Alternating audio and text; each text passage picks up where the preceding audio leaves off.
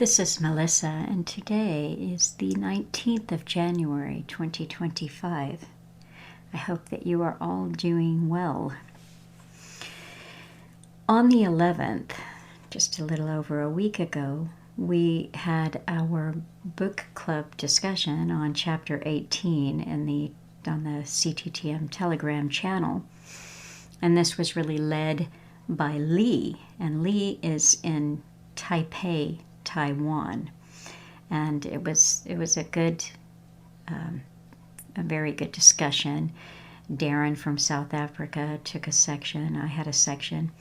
It was quite a long talk, but even so, I was planning on making a video of it and having it up this week.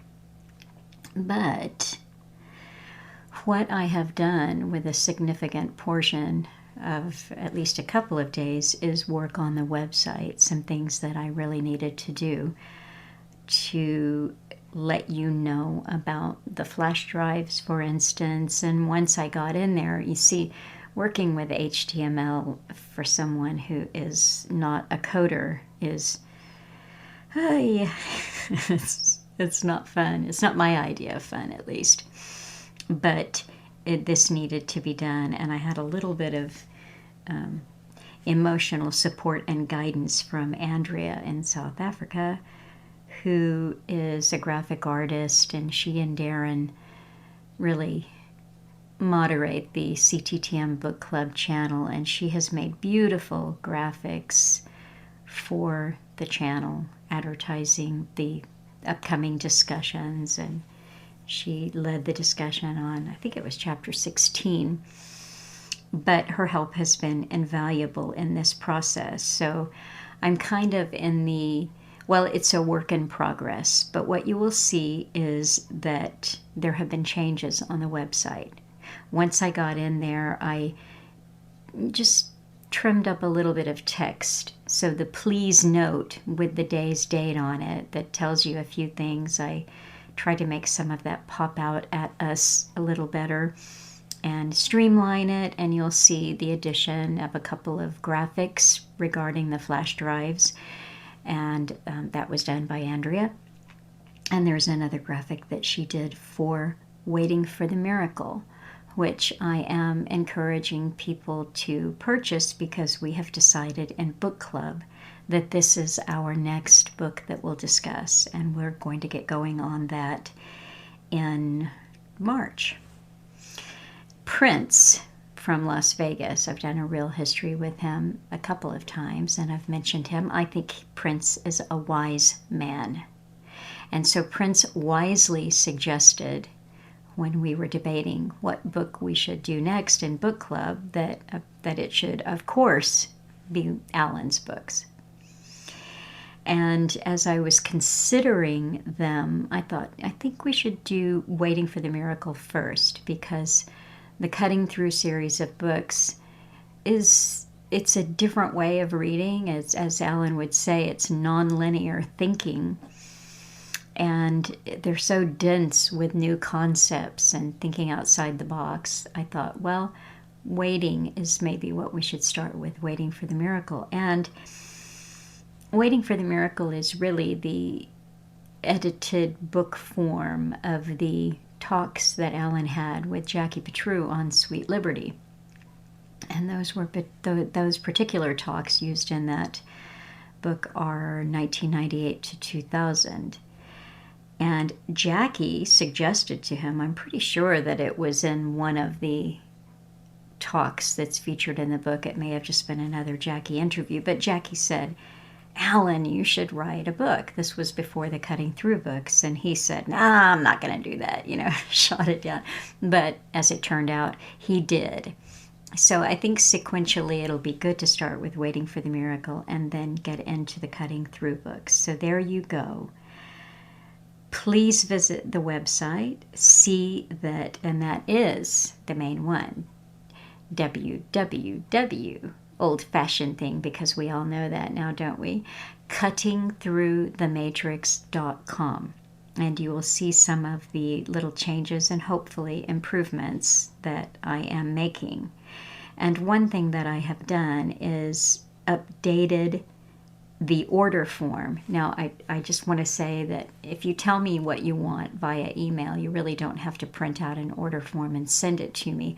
But I've updated the order form, which is the US version and the Canadian version, and that gives you a really good description of what you're going to find on each flash drive.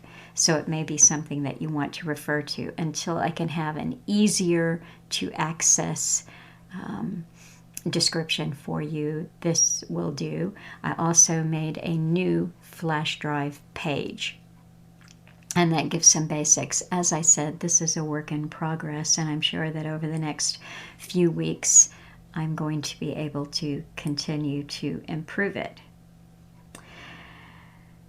Now, back to the video that I didn't edit for book club. Lee in Taipei, Taiwan, was speaking to us from a 7-Eleven in the middle of the night. When we started the recording, it was 2 a.m. And I just thought that that was remarkable dedication to the conversation about the book. And this has been one of the things that has been most enjoyable for me, is people from all over the world who want to participate in reading Carol Quigley's Tragedy and Hope and talking about it. And so I am going to be making a video for that long discussion that we had on chapter 18 and posting it this upcoming week. The next book club gathering is going to be on Saturday, the 1st of February, at the Telegram CTTM channel. And Graham is doing the heavy lifting on this one. And Graham, I did a real history with G und G, Graham and Gabriella. And Graham is from Scotland, but he lives with Gabriella in Germany. And they've been together many, many years, and they're lovely. So he's going to do a couple of sections, and I am taking a section, and then Dan in Canada is doing a section. And I had a great conversation with Dan the other day just about the book and this chapter and some ideas that he had for covering it. And it was a great conversation because he when he was young, he was raised in Sudbury, and I never met him, but it was one of these small world conversations where we realized that there were a lot of connections and people that we knew in common, and that was fun. So that is the book club, chapter 19, which is, let's see here. Did not have this open, so this is the noisy part where I flip and look for it. It is chapter 19, The New Era, 1957 to 1964.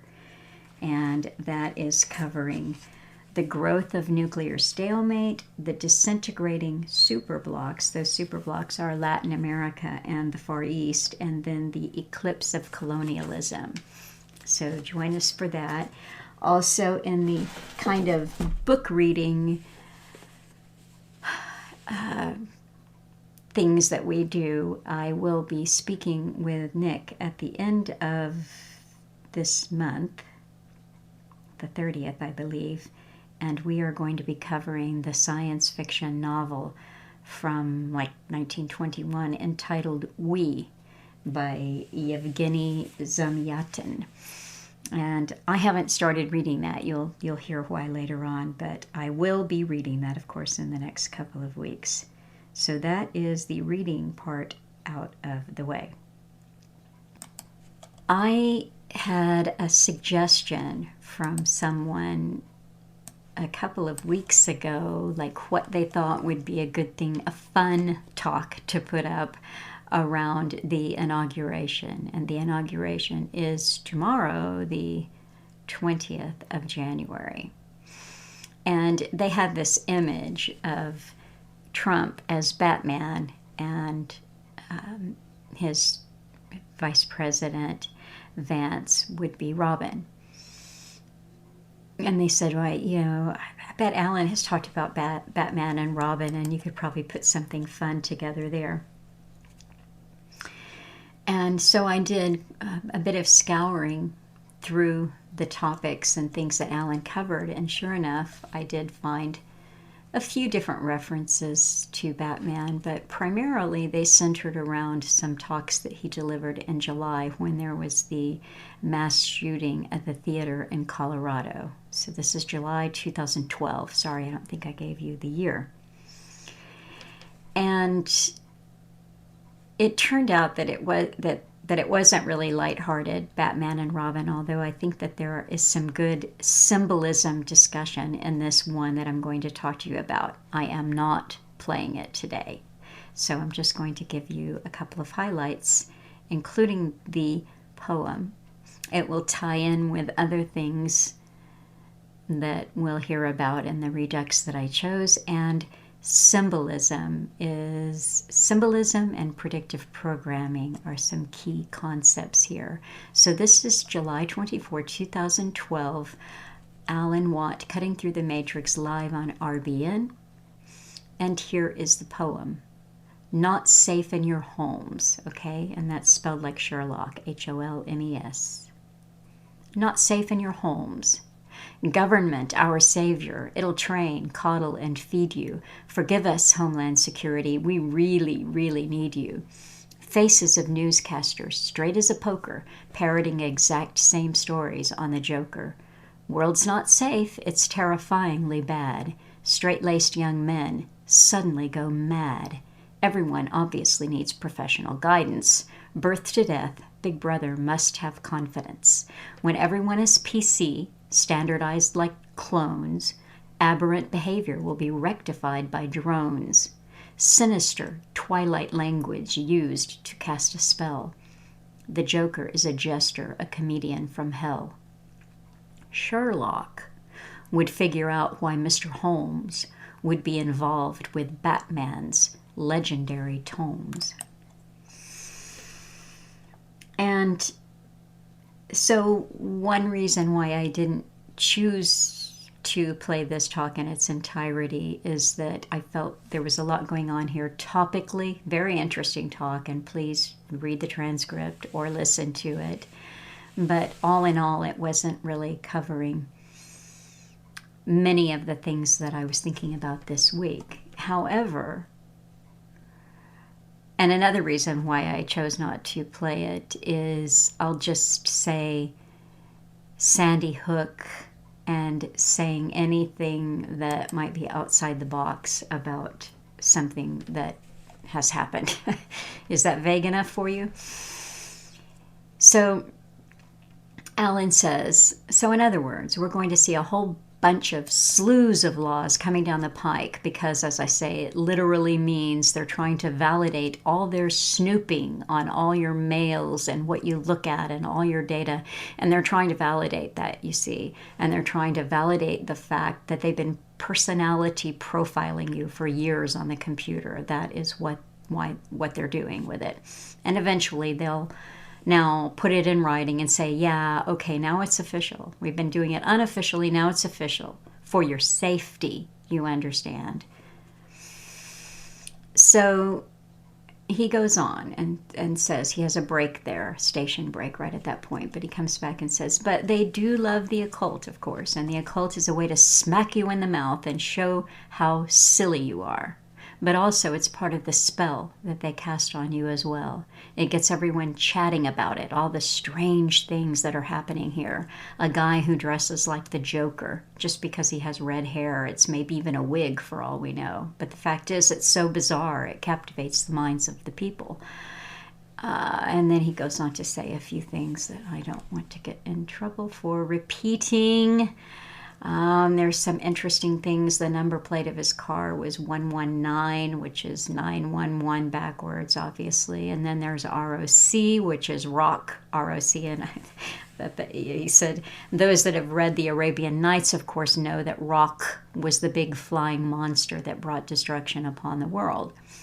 And just coincidentally, Taiwan is also known as the Republic of China, which is ROC. So it's strange how it all ties together. Let's see. No, but ROC is also the division of guess what? I mean, we're talking about Batman here. Penguin Books, the Penguin, the other archenemy for science fiction. It's just strange how it all ties together. And then you find this one here, too, to do with Detective Comics. That's DC Comics. And they used to call them DC Comics. Detective Comics brought in the superheroes. It's DC, he said used to, but they still do. Okay, so there we go. And he starts to read this about Detective Comics and why way back when in 1987 DC decided to celebrate its 50 years with a special story, the Doomsday Book, it was explained that they knew that it would be a Batman story. And I think the person said it's dominated, Batman, has dominated the DC Comics since 1939, but they wanted to include other aspects of it, so they brought in Sherlock Holmes. And so Alan reads a little bit more of that, and he said, so it's amazing how you've even got Batman meeting Holmes, and then here we have the Holmes guy who thinks he's the Joker, etc., etc. But as Alan continues talking about the symbolism, he says symbology, and it's occult language in symbology, of course, because it affects the psyche of the hearer, the listeners. It casts a spell on them, and it does. It really does. Even if they don't understand it, it casts a kind of spell on them. It puts them in a limbo state where they're easily suggestible themselves, and then they have to go along with the mainstream, after all. And so they're kind of repeating, nobody's safe, it's scary out there, all these dark forces working on us. So that is that talk, and I will link to the audio, and I will also link to the transcript. But what popped in my mind when my friend and this listener suggested a Batman Robin kind of theme for the inauguration, some of you might remember that Trump's team, I hate to say Trump did it because, they've got a team, but in August of last year, Trump shared some kind of Photoshop of himself dressed as Superman, and he was surrounded by his team, and they were all dressed as DC Comics superheroes. So you've got Trump, and then kind of above him is Batman. And the Batman is his Vice President, Vance. And then there is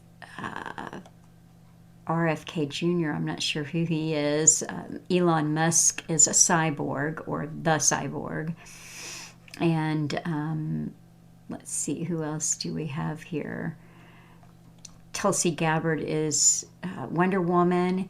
And Vivek Ramaswamy is the Flash.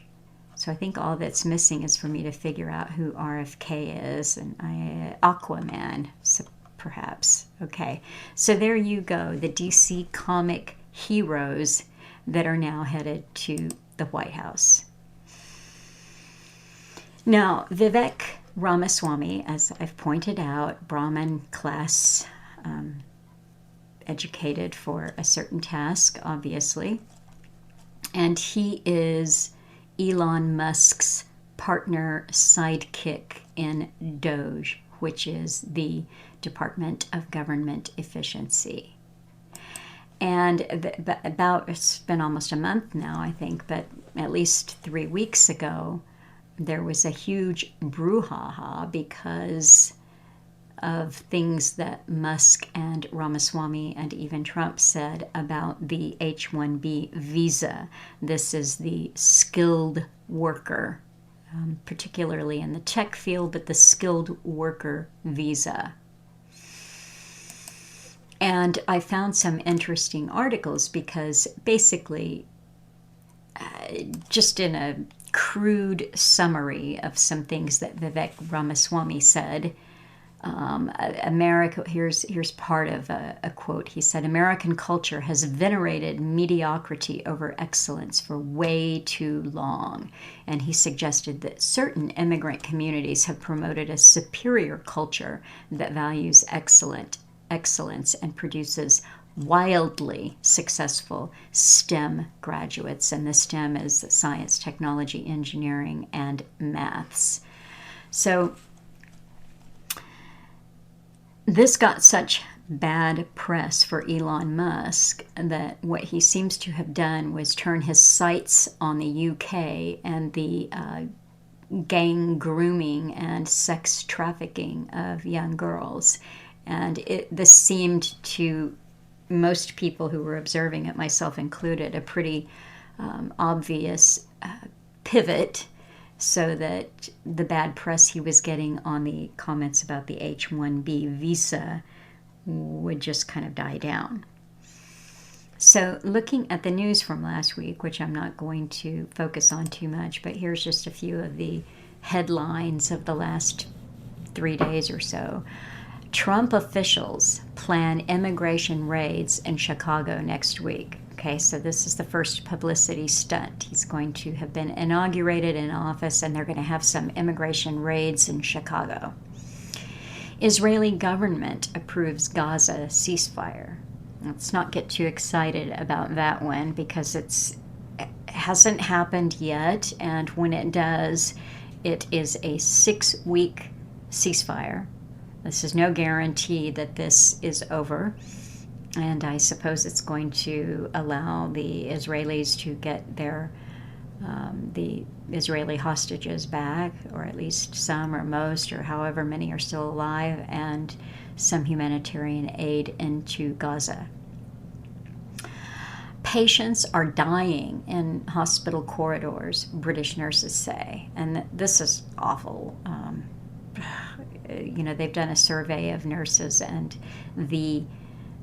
that literally patients are dying in hospital corridors. They're being cleaned up, physically cleaned, standing next to a vending machine. I mean, it's a pretty nightmarish scenario about the broken system in the UK.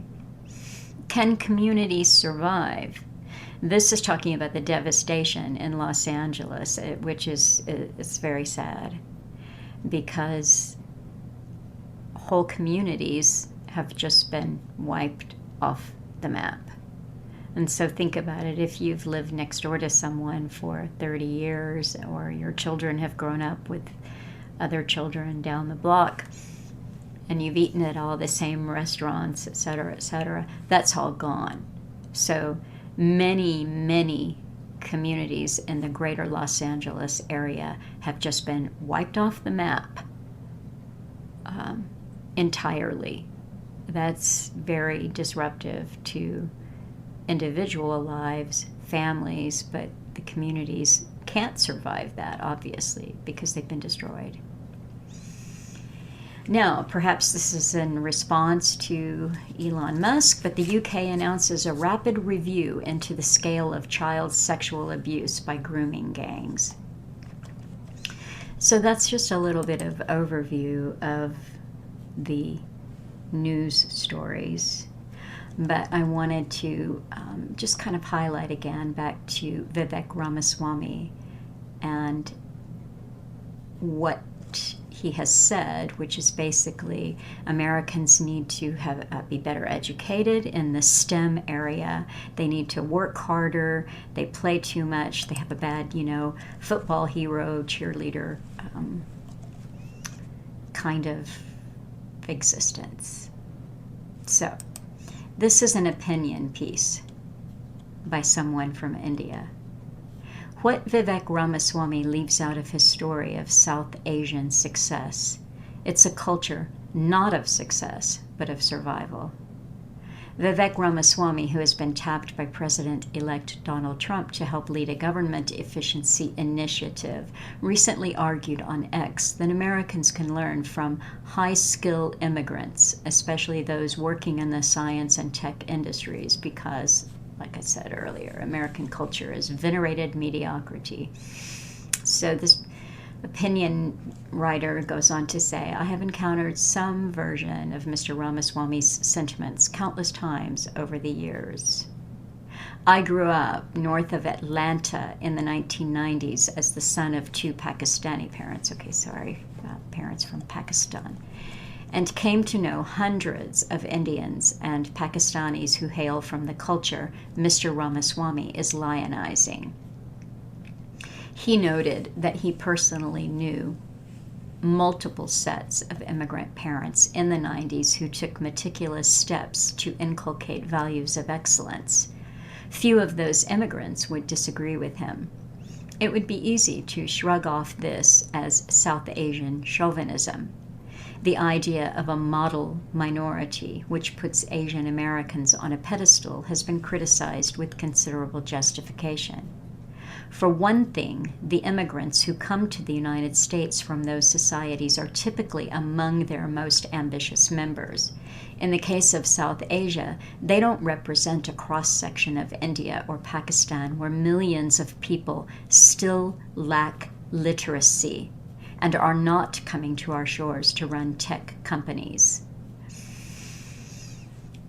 So I'm going to just make a comment here, which is Alan pointed out on a talk I posted not that long ago, that India, because of some of the helps that they have had from the West, has one of the most thriving middle-class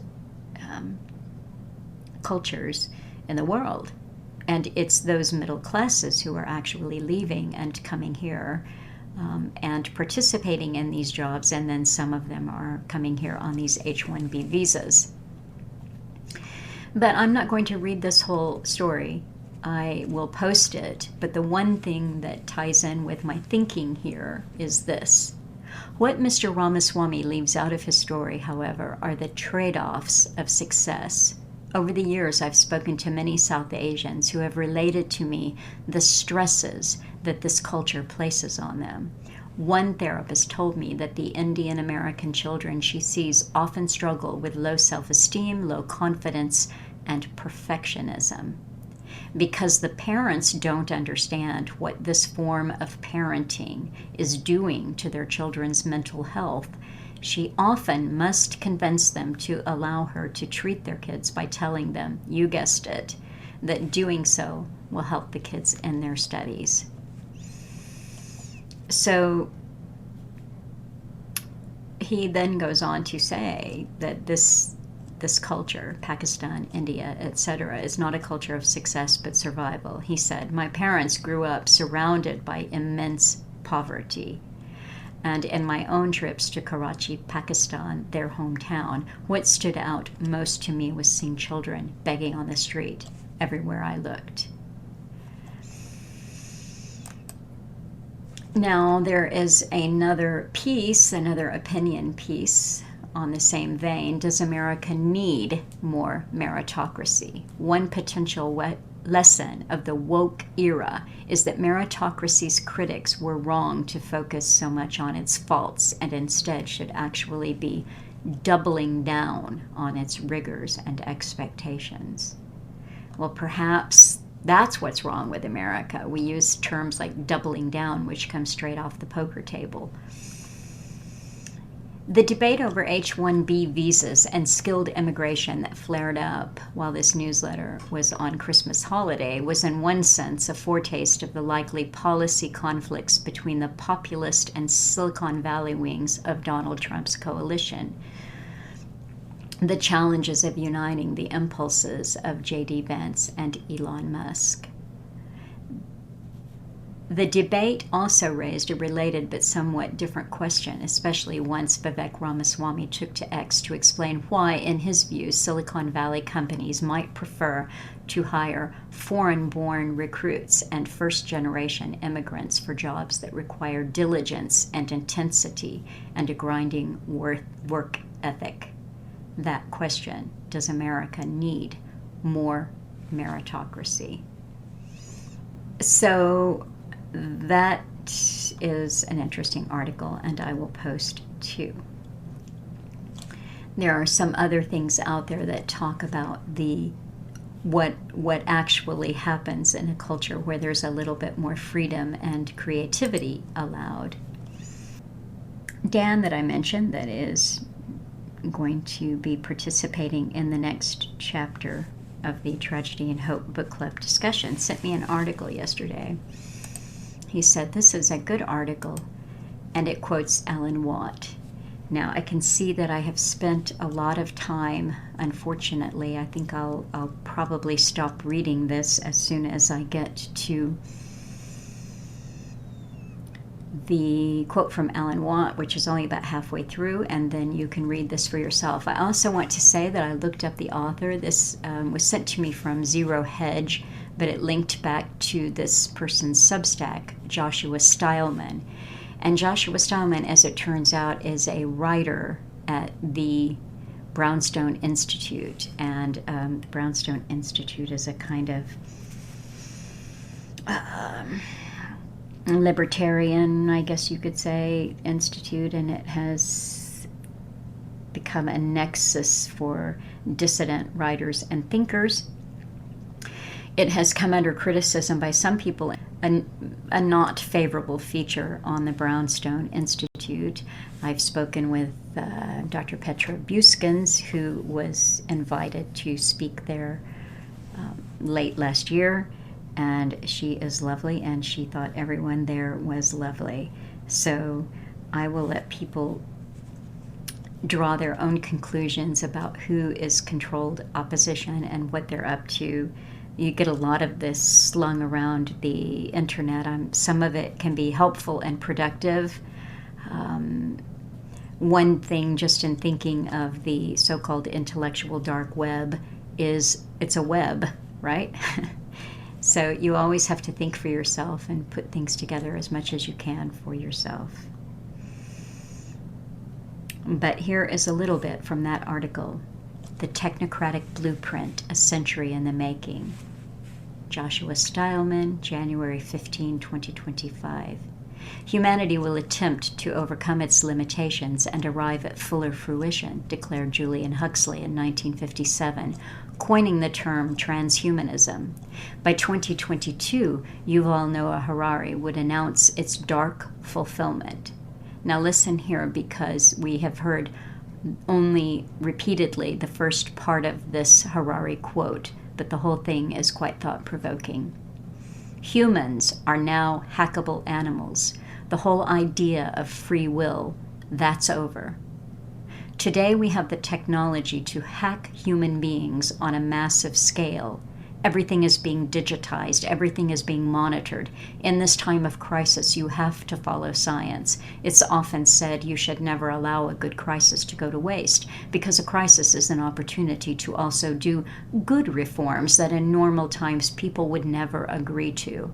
But in a crisis, you have no chance. So you better do what we, the people who understand, tell you to do. Right?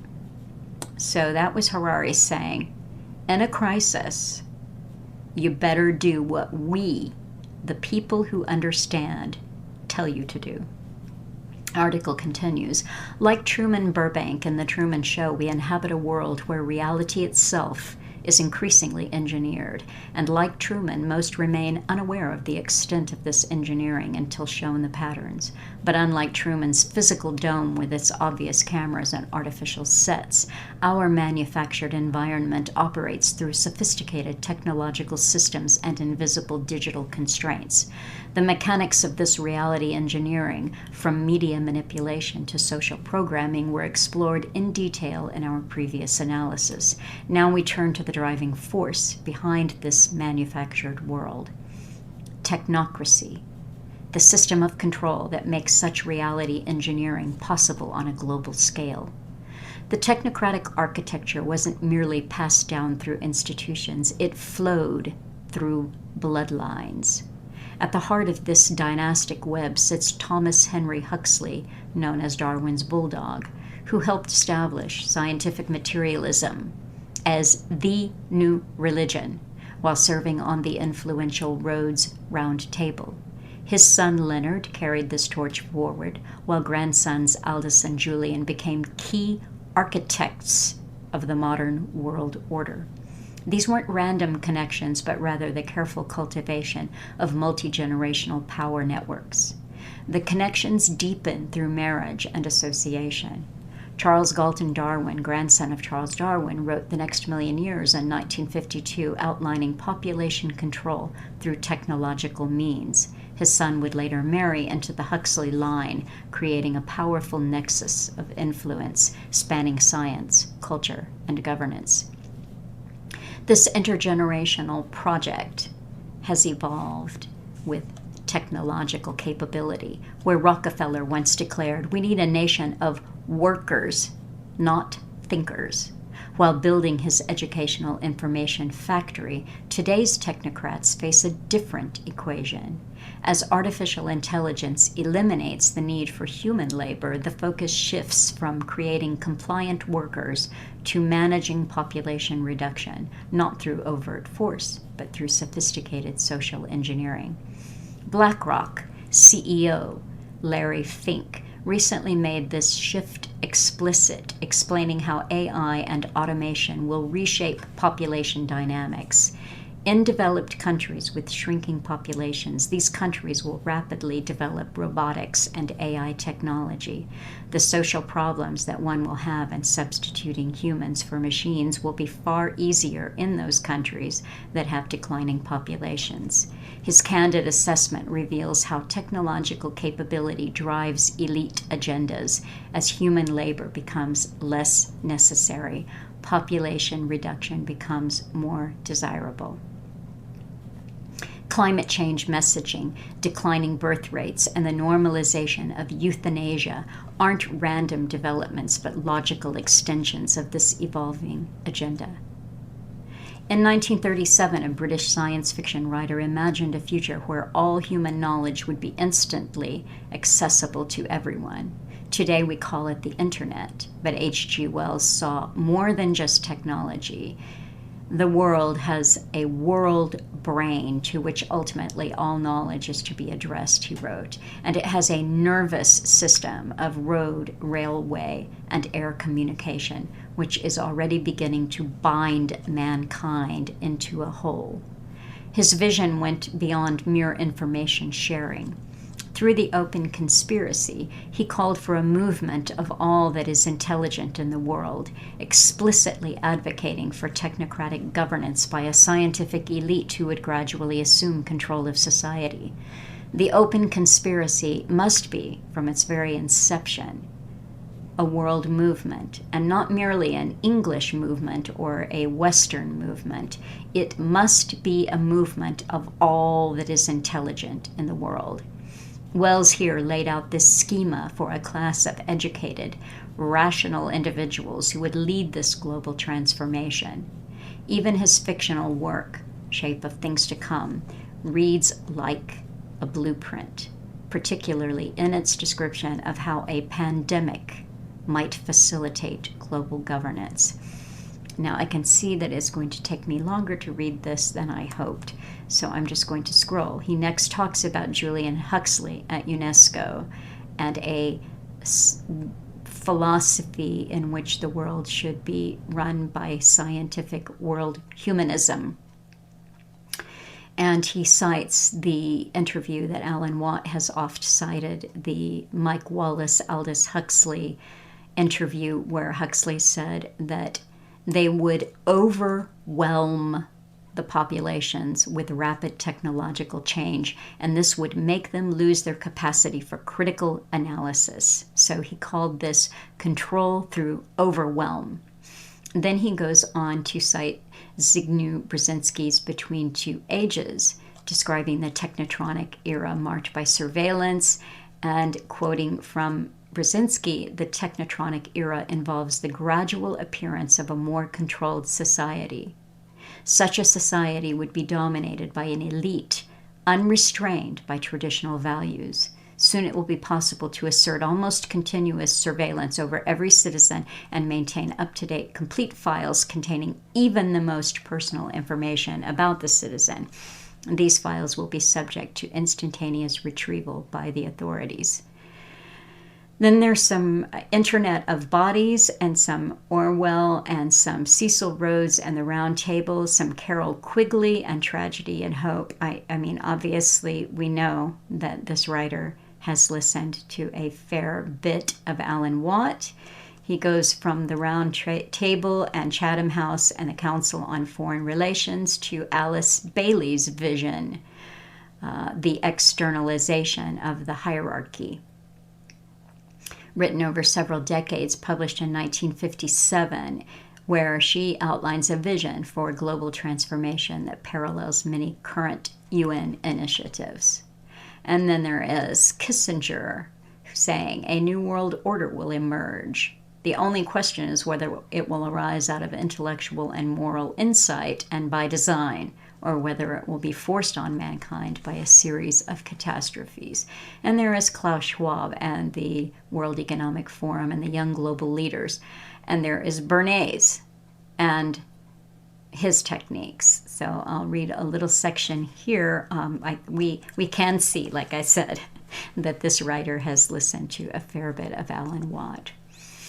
Edward Bernays, nephew of Sigmund Freud, developed the psychological framework that would become modern marketing and social media manipulation. This family connection was no coincidence. Freud's psychological insights about human nature would be weaponized by his nephew into tools for mass manipulation. This pattern of family influence continues today. The co-founder of Netflix, Mark Bernays Randolph, is Edward Bernays' great-nephew, demonstrating how these bloodlines continue shaping our cultural consumption. The techniques of engineering consent and managing public opinion that Edward Bernays pioneered now operate through digital platforms at unprecedented scale, setting the stage for the phenomenon of predictive programming. Predictive programming operates by presenting future control systems as entertainment, normalizing them before implementation. When reality mirrors fiction, the public has been preconditioned to accept it. This isn't mere coincidence. These narratives systematically prepare populations for planned transformations. As theorist Alan Watt explains, predictive programming works to create a psychological conditioning in our minds through a Pavlovian-like process. By repeatedly exposing people to future events or control systems through entertainment media, the responses become familiar, and those events are then accepted as natural occurrences when they manifest in reality. Then he goes on to write that Hollywood serves as the primary vehicle for normalizing technocratic ideas, and he highlights a few movies and TV shows which consistently present future scenarios that later become reality. This article continues getting into the Fabian Society and the Rockefeller and Ford Foundations. There's a bit of Bill Gates and Jonas Salk, and also the Margaret Mead and Gregory Bateson. I'm not sure that he ties them to the Macy Conference. I don't see that, but they were part of that Macy group, Macy Conference that Alan Watt talked about. There's Club of Rome and Limits to Growth. This is to me, it's like a little recap of a lot of Alan Watt. I will link that for you. This is an abrupt and obvious edit, but I had made this video and got to thinking about it. I read you the article. I shared with you this article called The Technocratic Blueprint, which I thought had much good in it and was in many ways a great distillation of things that Alan Watt has told us for many, many years. The author is Joshua Stileman, and I mentioned that he was a Brownstone Institute writer. And other than that, I know nothing about him. But when I read the article, I got down to his tools for resistance, Okay, so understanding their vision gives us power. And in a way, that's true. He gives us some individual actions, family and community building, and then systemic approaches. There are a lot of people that put out good information and have some systemic approaches that I disagree with, and I'm just going to point this out. He writes, support and develop decentralized technologies. We have a failure of imagination, but for most people, this comes down to some kind of anarcho-capitalism or cryptocurrency scheme, decentralized blockchain for your neighborhood, your digital neighborhood. Build alternative economic structures is one of his prescriptions. So that being said, the Brownstone Institute, as I mentioned, was started by Jeffrey Tucker. And again, I don't know too much about him. I hear that he is a decent human being. He's worked for Ron Paul, Lou Rockwell, lots of people that some of you will be familiar with. It says here in Wiki that he's an American libertarian writer, publisher, entrepreneur, and advocate of anarcho-capitalism. This is a theory that says, quite rightly, that government institutions aren't necessary. He also has, in the past, promoted or been an advocate of Bitcoin. So I'm going to post an article that I just found from a socialist publication called Jacobin. Cryptocurrency is a giant Ponzi scheme. And I think there's a lot of truth in this, and perhaps that Ryan, who I spoke with on the latest Real History, said it most succinctly when we were discussing this, and he said cryptocurrencies are a pyramid scheme.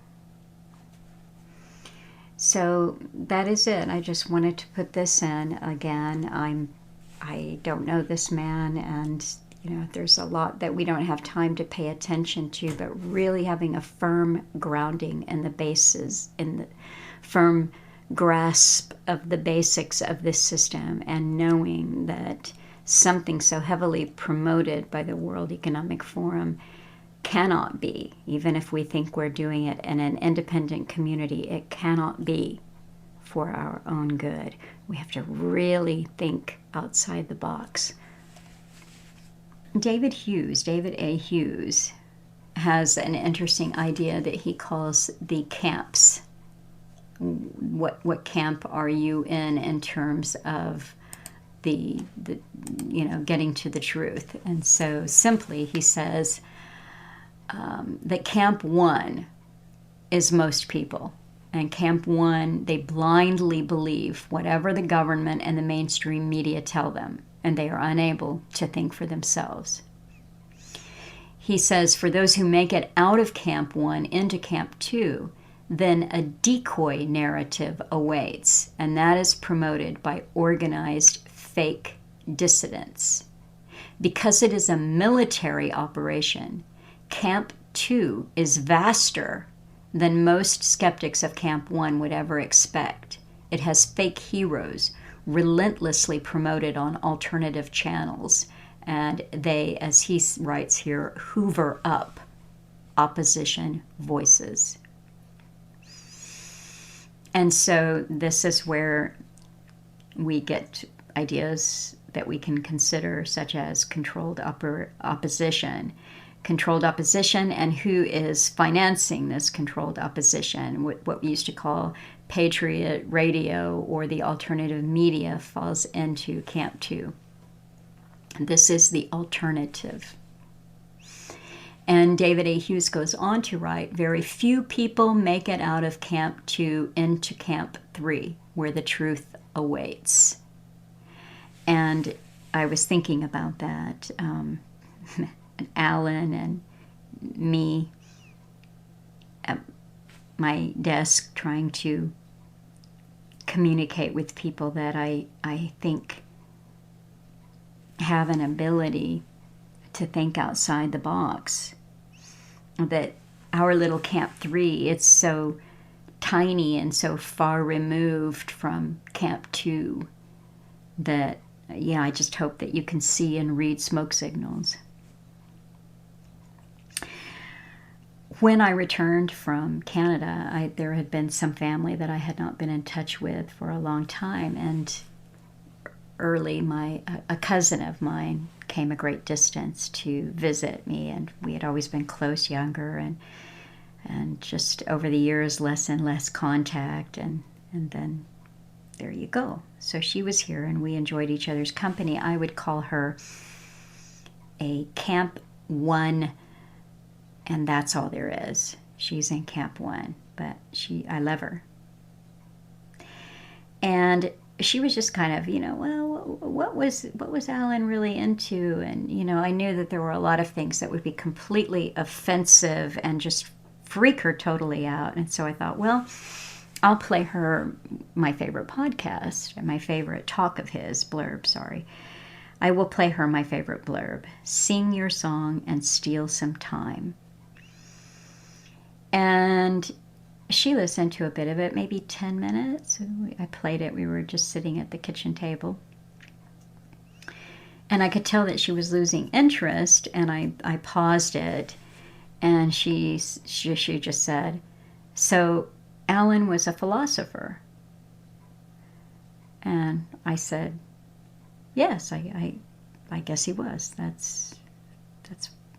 Yes, he was a philosopher. And she wasn't really interested in continuing, so I did not bother to play anymore.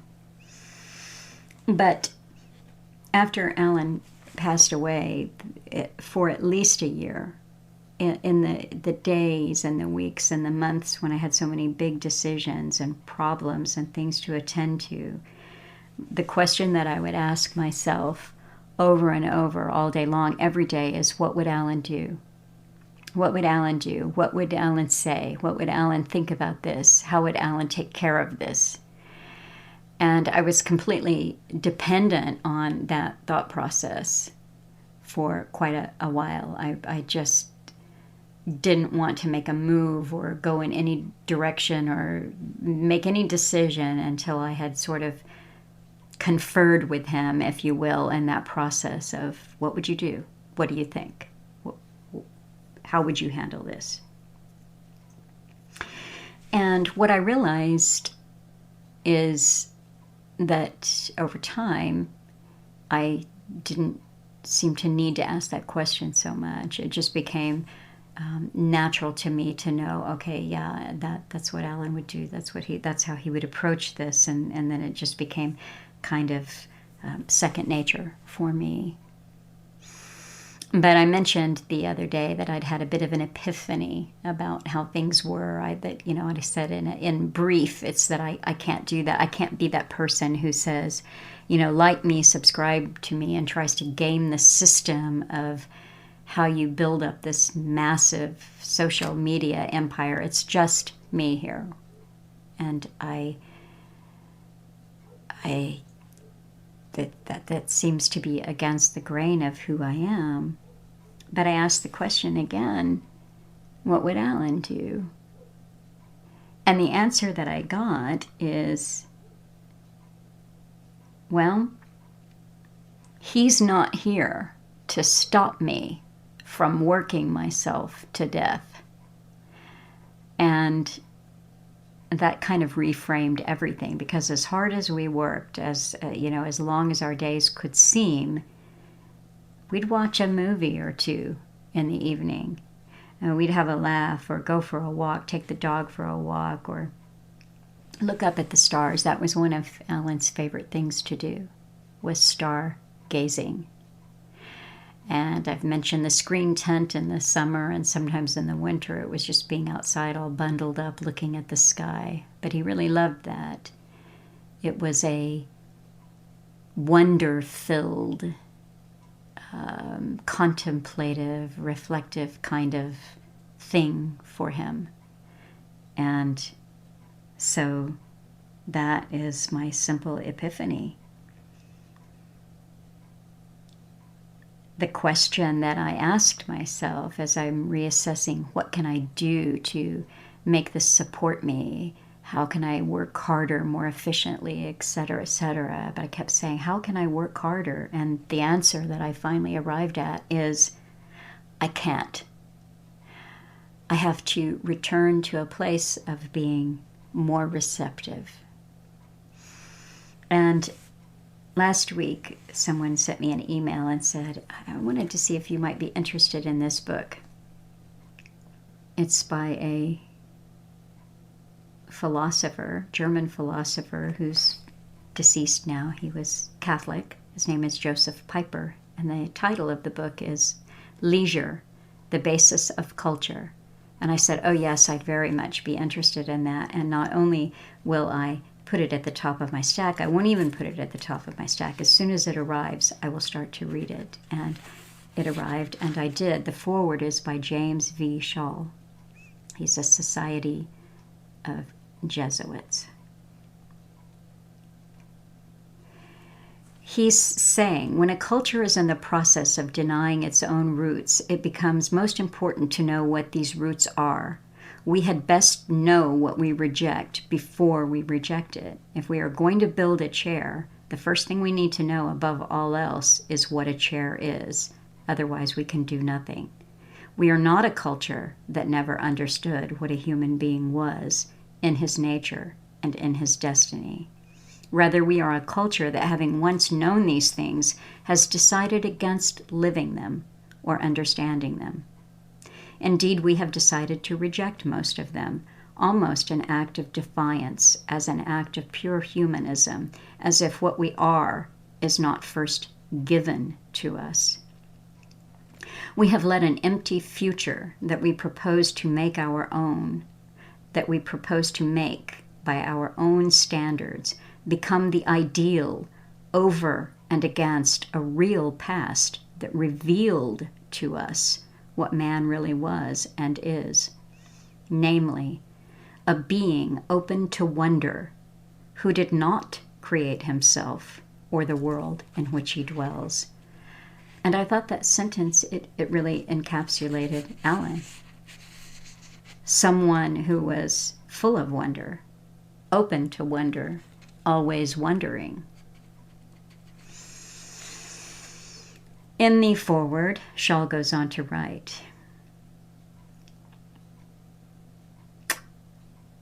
there's a little Machiavelli and a little Descartes and a little philosophizing, etc. But he said, what is at issue in the word leisure, a famous Greek word from which we get the word school, is both an inner, worldly, and a transcendent understanding of the highest things. Following Aristotle, we realize that something divine lies in our knowing of what is.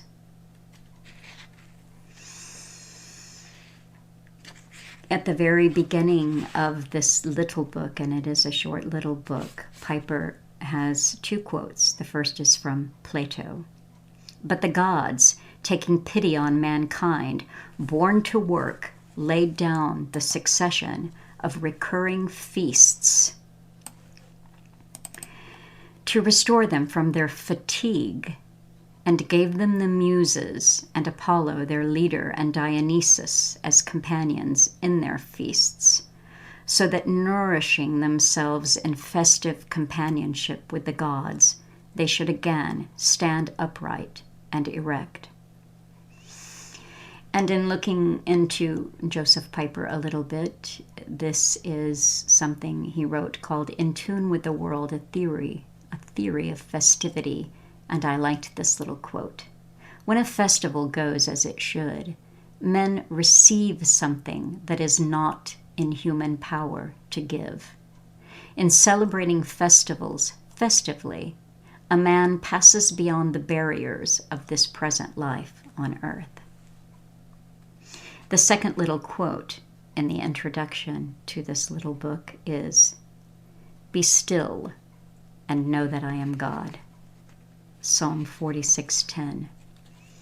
And Alan liked that one, and in fact, he wrote a Christmas composition for us entitled Be Still and Know. This gets right back to Ramaswamy and Musk. They would work us to death.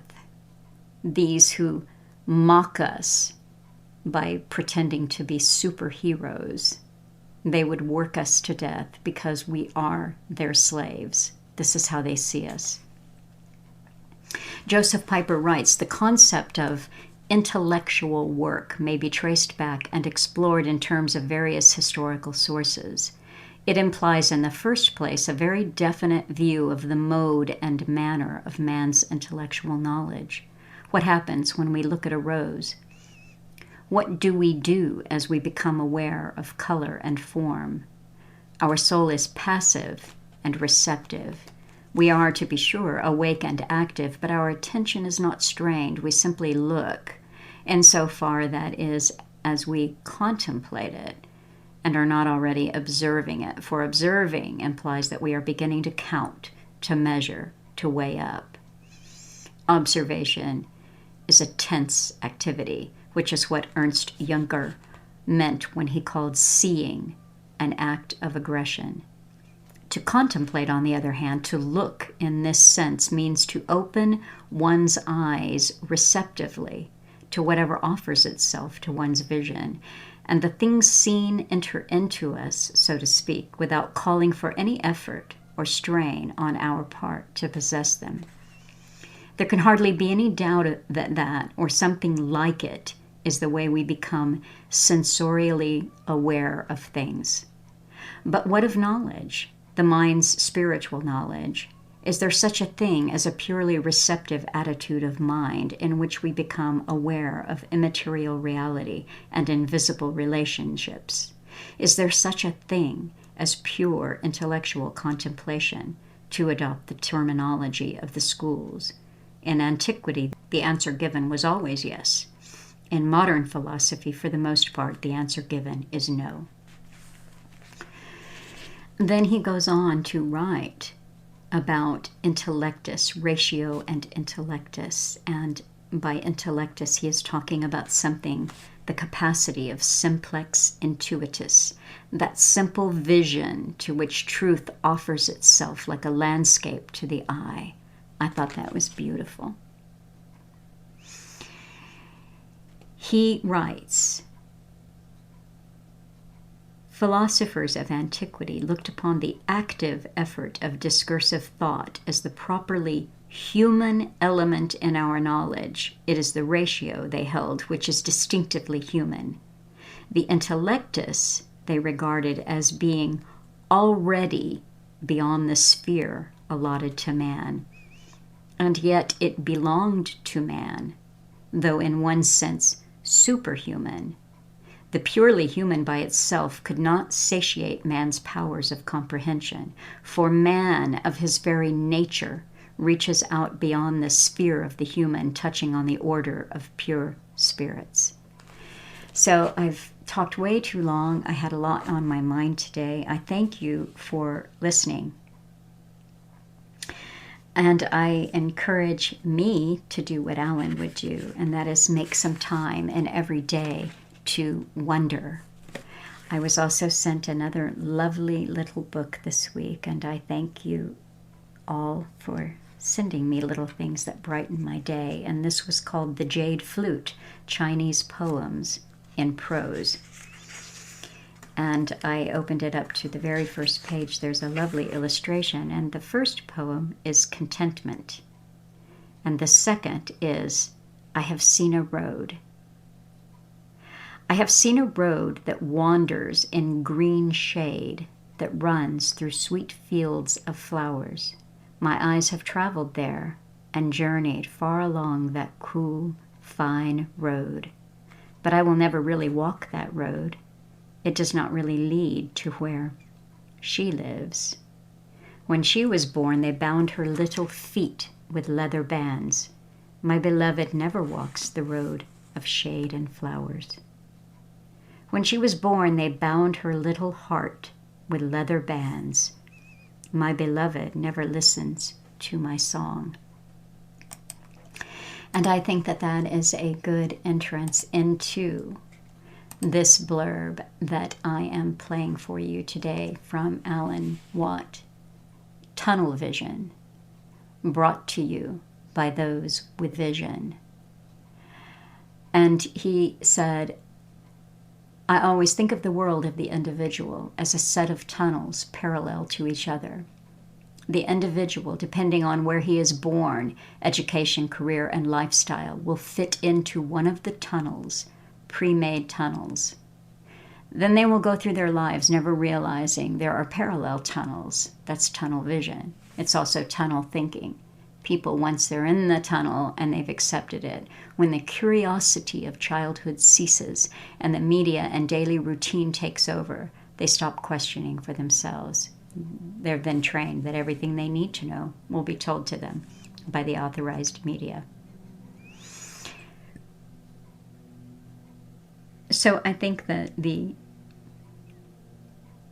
little Chinese girl with her feet bound that this anonymous poet has written about is us when we're born into this tunnel and we cannot escape. We are bound there. And it is sad. It is a tragedy. But in my kind of my new year, newfound commitment to not work myself to death, I just caught a glimpse at the top of the stairs at my cats by the front door. And there's a doormat on the inside of the door, and a little crack of sunlight was coming through the bottom of the door. And I saw that one cat was playing with the mat and playing with the little sliver of sunlight. It was about 1 inch long and about 1/4 inch wide, and it looked like a little worm of sunlight. And the other 2 cats were looking on as the first cat, she lifted up the mat and she kind of attacked it and she swiped at the little light sliver. And that lasted about 30 seconds and then it was gone.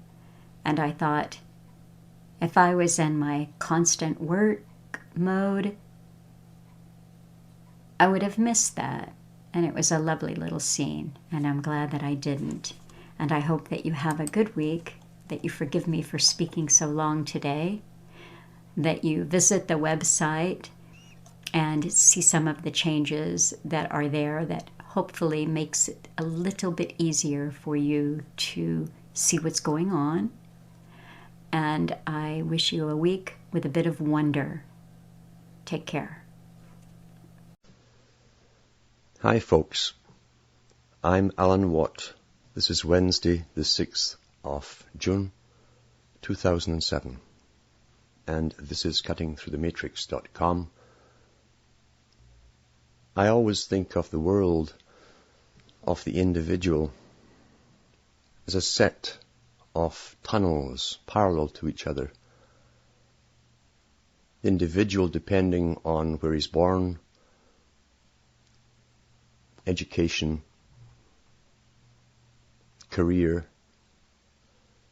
and lifestyle will fit into one of the tunnels, pre-made tunnels. Then they will go through their lives, never realizing there are parallel tunnels. That's tunnel vision, but it's also tunnel thinking.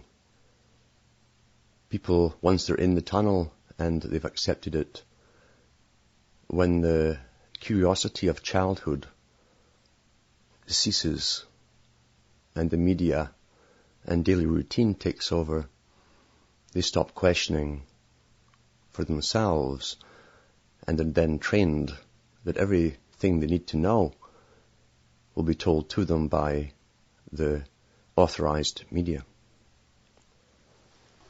This didn't happen by chance.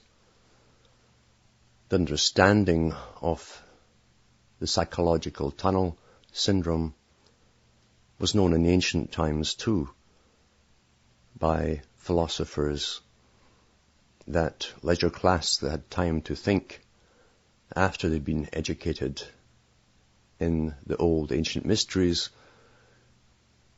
which to a great extent were devoted to how people and peoples can be controlled.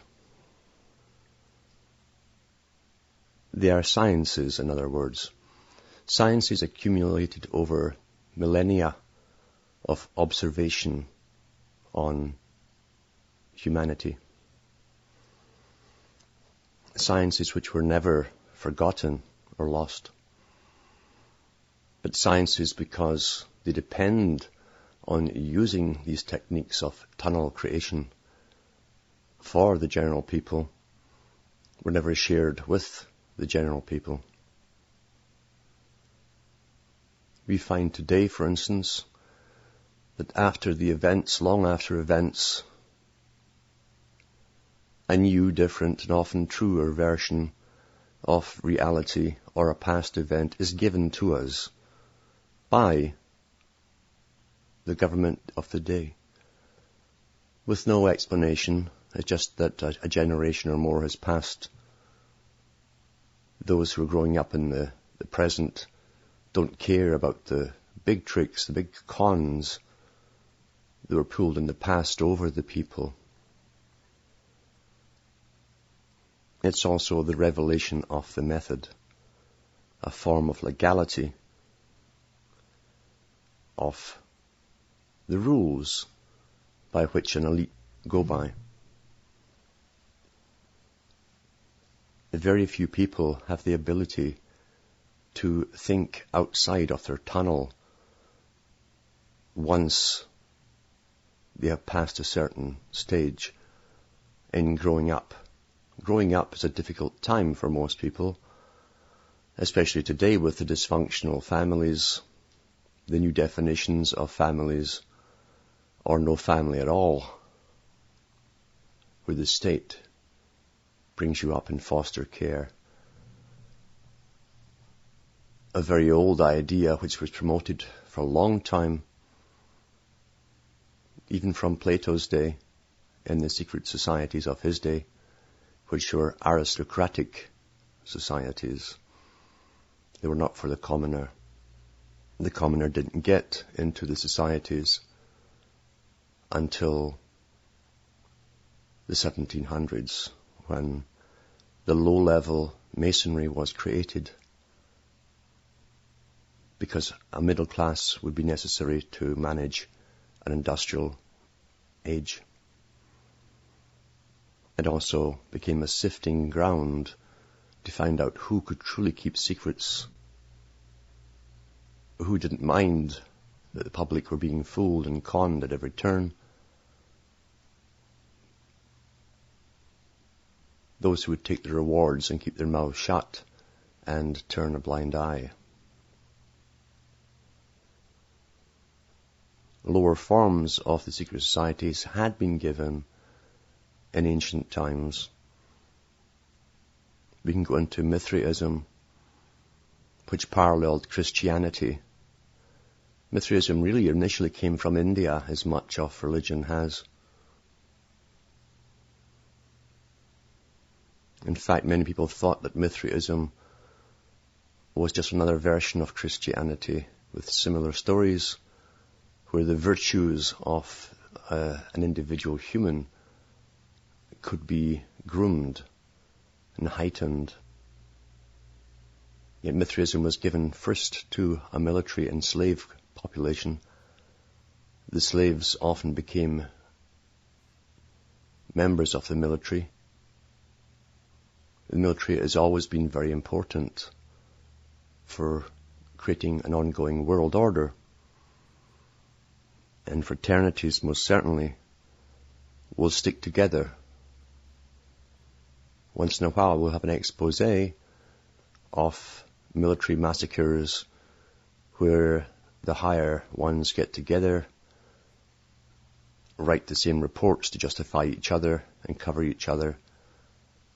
We find the same thing with police, who are all encouraged to join Freemasonry, and often you'll find pictures in people's homes of their sons or daughters, mainly sons, and the sons have their cadet uniform on or the graduation uniform on, and next to that is a photograph of the same person in their Masonic regalia.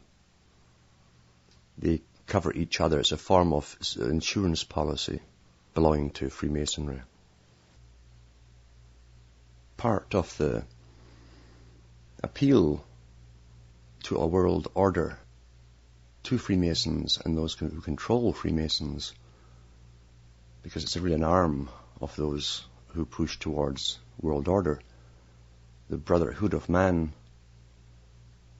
is a fantastic idea.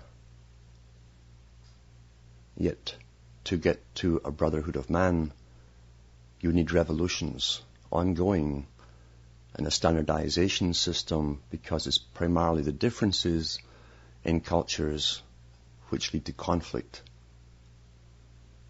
Always understood.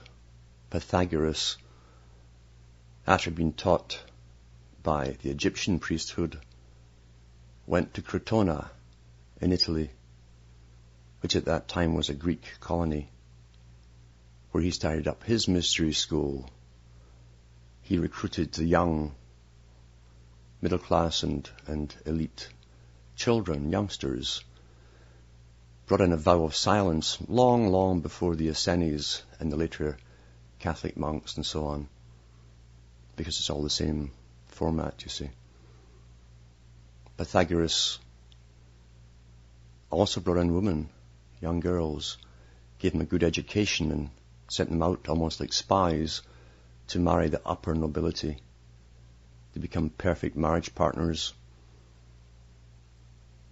Then they would start to subvert the minds of the rulers, and the younger ones below would foment revolution within the military and overthrow the system. Once it was overthrown, the idea was to bring in a new order which would amalgamate military armies and go off and conquer other nations, bringing in the same system, and always seeking out an intelligentsia, an expert class to train the brighter ones to rule in a common system. Revolution has been going on for a long time. Sometimes it takes 100 or hundreds or thousands of years to complete the great work. The idea of democracy would always be given to peoples in times of transitional change to the new system, where they would accept the new system. Democracy gives you an idea or a feeling that you have an input to those who make the decisions at the top. That was to be the cover. In reality, a secret government would always be parallel, running the show, because human nature, base nature, at the bottom, with petty jealousies, differences, took time. They were too time-consuming. They caused too much conflict within any society, and therefore there'd always be a parallel government to deal with all of this, to bypass it, to get things done. Some people are born into this world with the idea that things are simply wrong, which is shocking to those who are born into the world thinking so much is wrong. Most people don't know this. Those who do know it are shocked to find out that others don't know it. Those who don't know what the problem is, they simply know it's wrong, often have very active minds, because they're not brought into those who know, the ruling elite. They don't know the answers, they just know everything's wrong. They tend to rebel in small, ineffective ways, or become, which is more the rule, self-destructive. They turn to drugs or alcohol to quieten their minds and to try and fit in with a peer group, which doesn't work for them if they're truly capable of understanding the big picture, which few actually have. It's always a shock to find out how conditioned people really are. And yet, every day, everybody makes decisions in their own personal lives that sets their character. It sets their character, concretizes it often, until they never change, really, from the age of 20 or 21 right to the day they die. It's fixed, and yet life is supposed to be an ongoing process of maturity and wisdom. It doesn't work that way with most people, especially today in an age where we are under a scientific indoctrination from birth to death. I always remember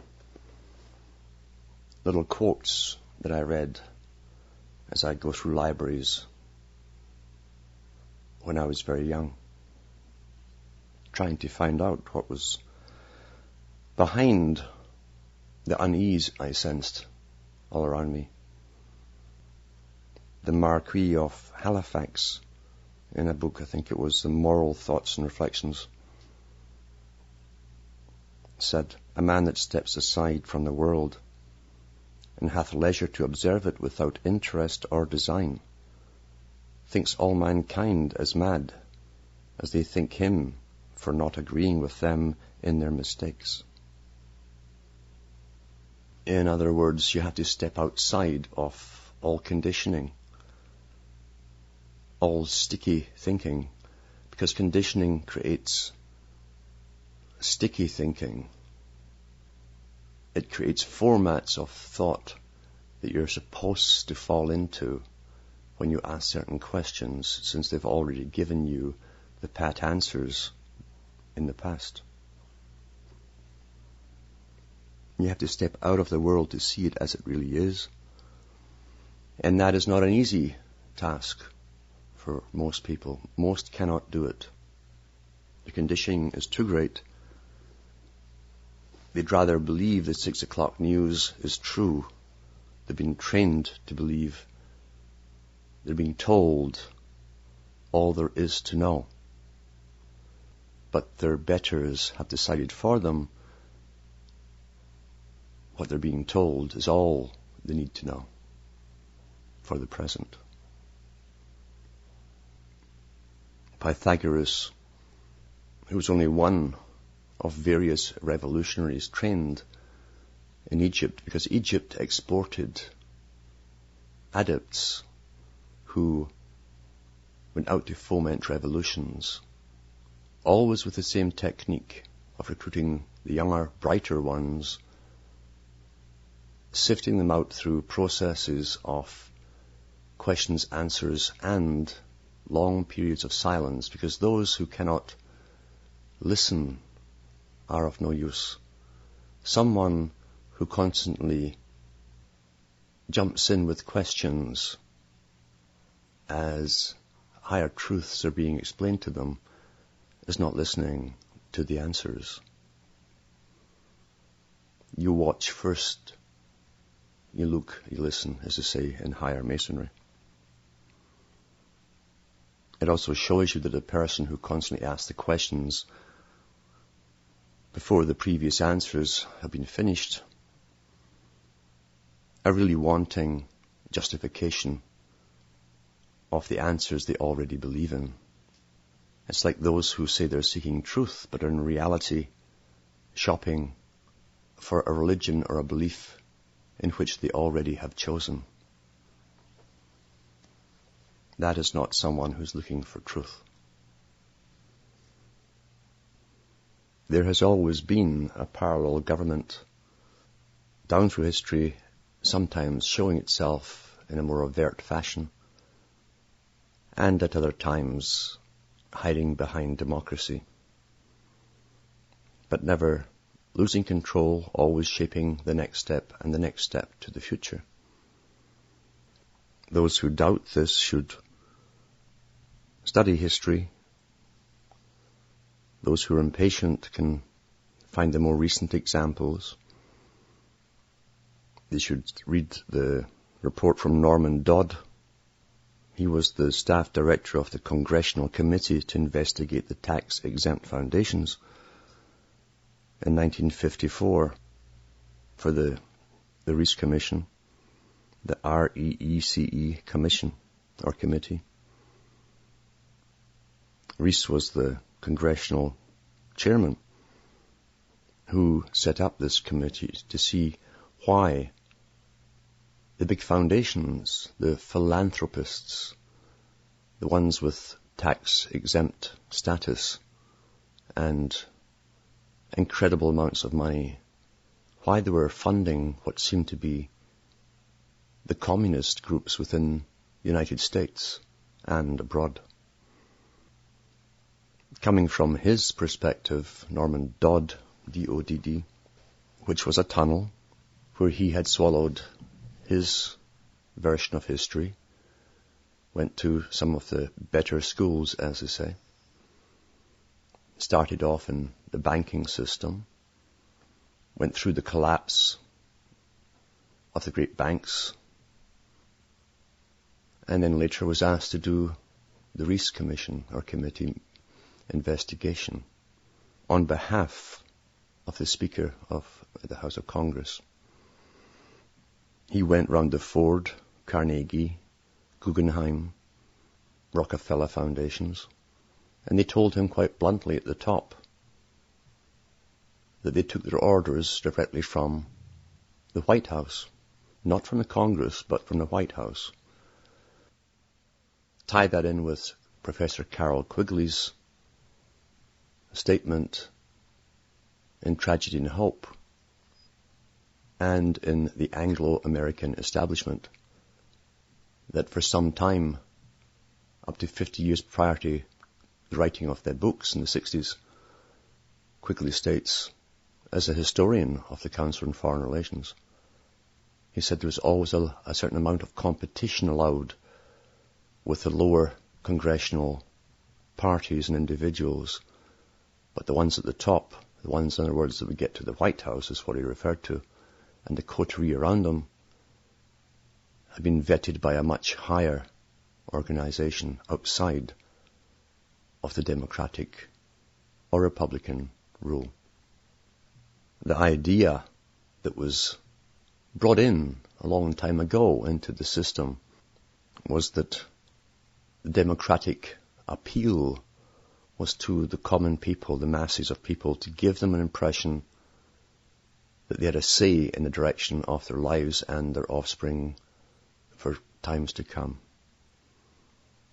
However, it had always been known, including in ancient Greece, that democracy was slow, cumbersome, and when you have party bickering and personal bickering for power, it took forever to get even necessary agendas through.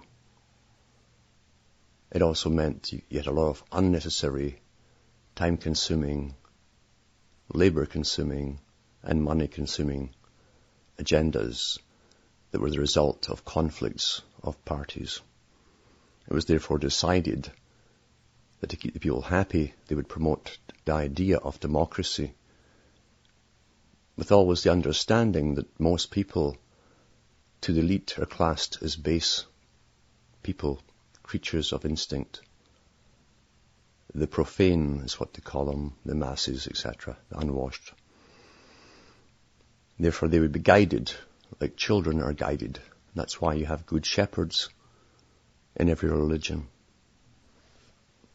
which means the people are the sheep. Sheep are very dumb animals. Deception is the rule in all of this.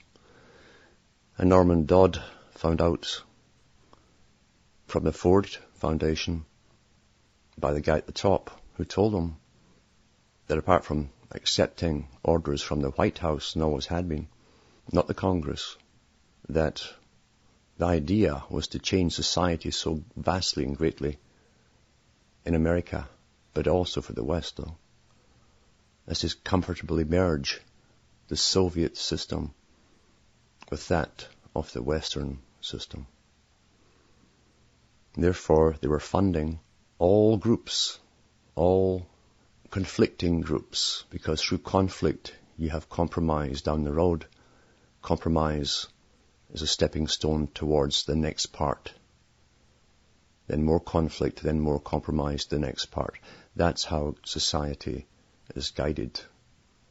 The ancients used to say that if you could understand nature with its opposites, the dialectic, and the opposite of summer is winter, the opposite of spring is autumn, then you could predict the next stage that the public would go through. In other words, you bring them from a spring, you bring them to the summer, you guide them to the fall, you guide them to the winter. Conflict is necessary when you have an agenda, a planned agenda, and you're dealing with such a variety of mentalities in society, a variety of interests, conflicting interests. And that was a reason given to Dodd that those much higher than the runners of the foundation, the directors of them, and all the other foundations, said there were too many conflicting interests that could not be reconciled. Therefore, a supra-guiding government, you might say, was really in charge. What they didn't tell him is that it had been charged for an awful long time, because in the 1700s, in the higher Masonic books, they wrote about this. They wrote a lot about it in the French books of the 1700s, of how to guide the world into this new efficient society that would come to be. They knew that personal interests, group interests, and even business interests would conflict. Therefore, there could only be one dominant minority, as there already was, even in the 1700s. It's now come to pass, as always, 50 years or more after the events, or at least when it started. One part of it has been admitted to, and that is that the CIA had a branch which promoted all of the American culture, was in charge of everything, fashion, you name it, from the top, including the nihilistic art for artists. All those things which right-wing people would think were communist, radical, nihilistic, were promoted by not the Soviet Union, but by those within the CIA and those who worked for the great foundations, as Dodd was told, were primarily ex-OSS, the precursor of the CIA, and CIA members. That's why they got off with what they're doing right up to the present day. That's why you have a Rockefeller who set up the World Council of Churches, Wicca. I used to love Wicca. The Y is, Wiccanism. I used to love NASA, the head of the Sanhedrin. All these occultic terms they love to use. And it is no different in any other Western country. It's the same system. The intelligence agencies have compartments, and often one part at the bottom doesn't know what the higher parts are doing.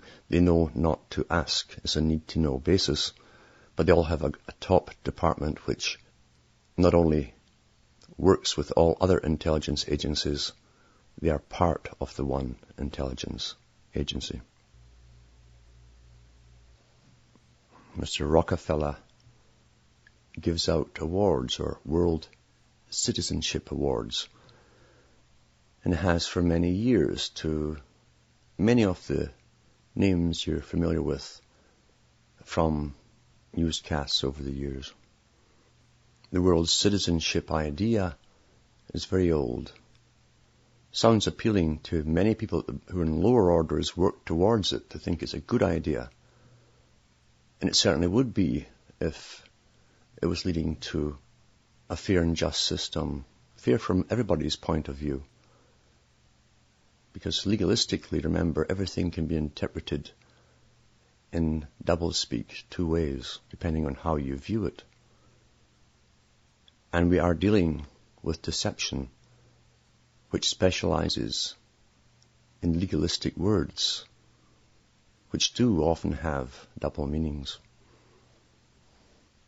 We find, for instance, that every major author and artist, from classical to rock music, the ones who guided that, but definitely the big authors, especially historians who wrote and rewrote history, with slants to guide your thoughts to conclusions, which you would then agree with because you thought you'd been informed, were employed by the big foundations. They were given scholarships picked at school for their abilities, then often put through by the Guggenheim Foundation in the US and others, sent off to London for their education, their final education, as to their role in what kinds of histories they would write, what slants they would put upon it, what facts they would omit, and what alterations they would insert. This is then taught in major schools, and generations grow up thinking that what they're being told is true. It's difficult for the average person to get past the shock, or even if they can get to the stage of shock. Most can't even do that. They can't believe they've been so carefully groomed and lied to. It never occurs to you, why would you be lied to in a school? Isn't a school a good thing to teach you truth?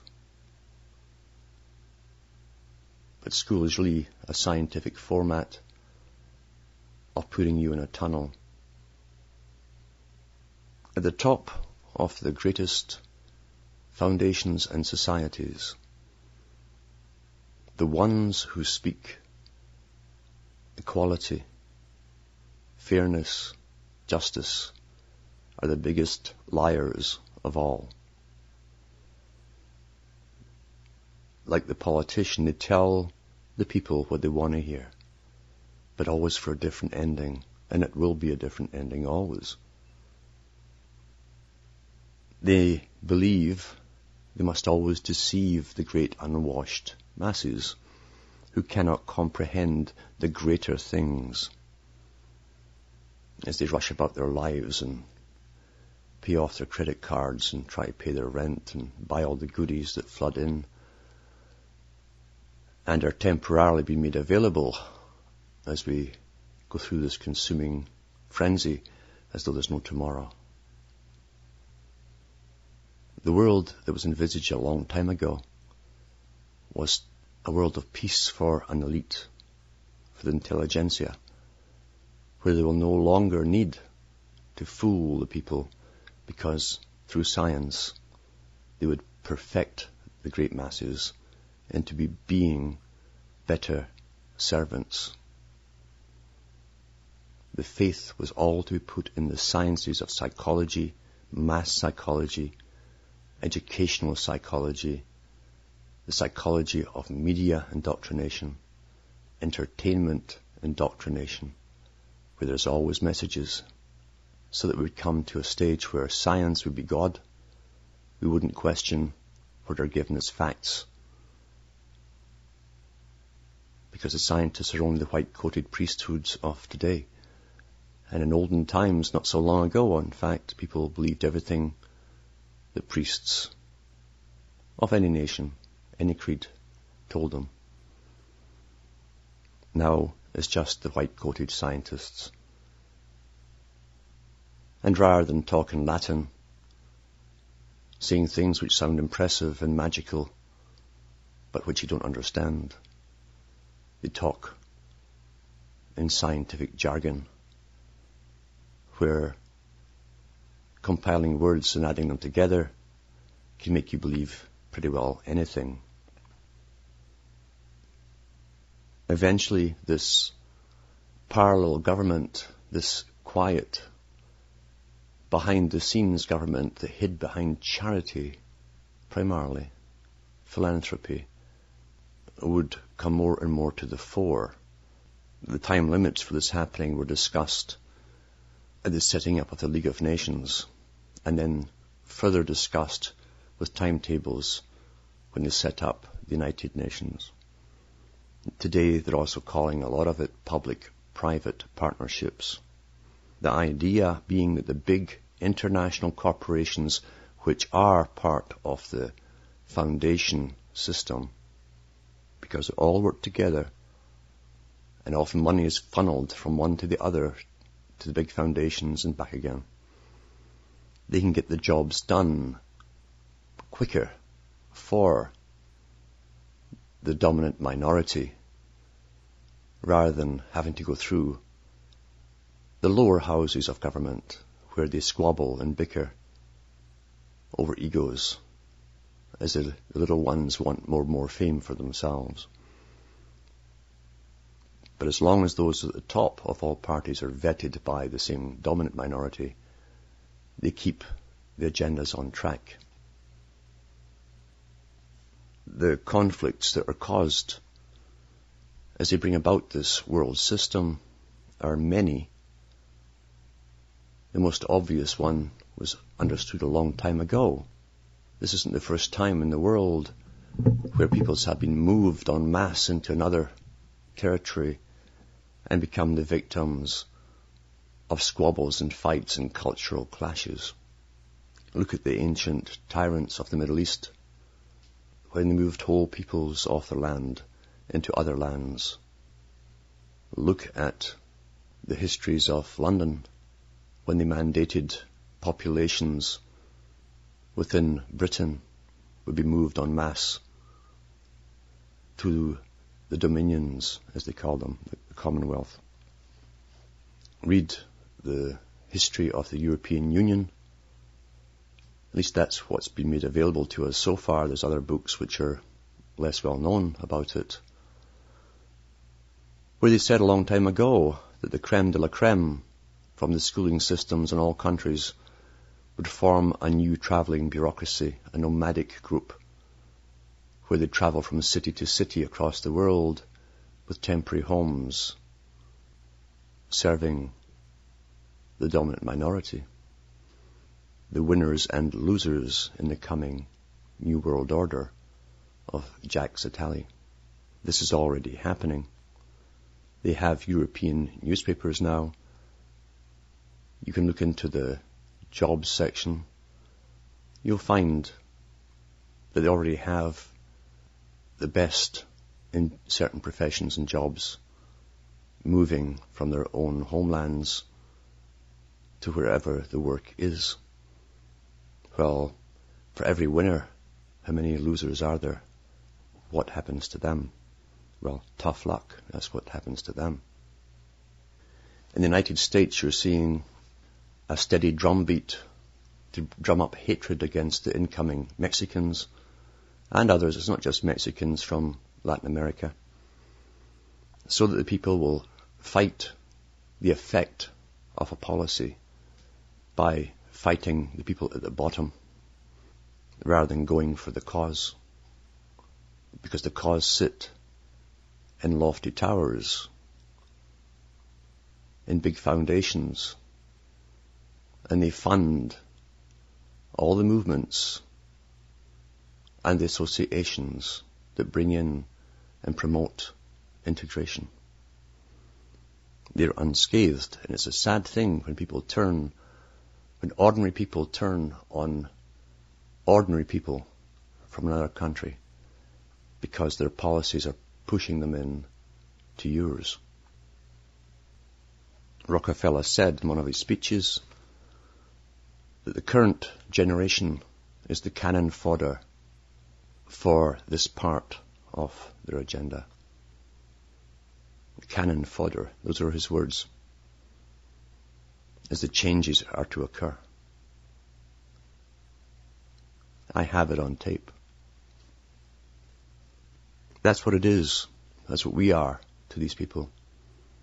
The elitists that can give us great sounding words of integration and peace and prosperity, etc. While to their own, they talk about the populations being cannon fodder for the particular change. And then he said, you can't make an omelette without breaking eggs. So the shattered lives, the mayhem that ensues as cultures come together into conflict through mass migrations is just the unfortunate cracking of eggs to make the omelette. The agenda must come to pass. And through the conflict you'll find that the totalitarian system that already has everything it needs written into laws, under emergency laws, will then be enforced, affecting everybody. And they will use the conflict to justify it. You're on a chessboard and you don't even know you're a pawn. Norman Dodd also found out by going through the records of some of these foundations that they'd all come to the conclusion a long time ago that to unite a world and bring in a new system of living, a new way of living, new values which obviously could not simply evolve, they'd have to be taught, indoctrinated. That's why they hired all the best authors. They trained them, in fact. They picked them as scholars and gave them scholarships. They knew that war, they could think of nothing more than war. War was the main motivating force for pulling people together into a common cause and to create changes, great change. That's why it's been used down through the eons.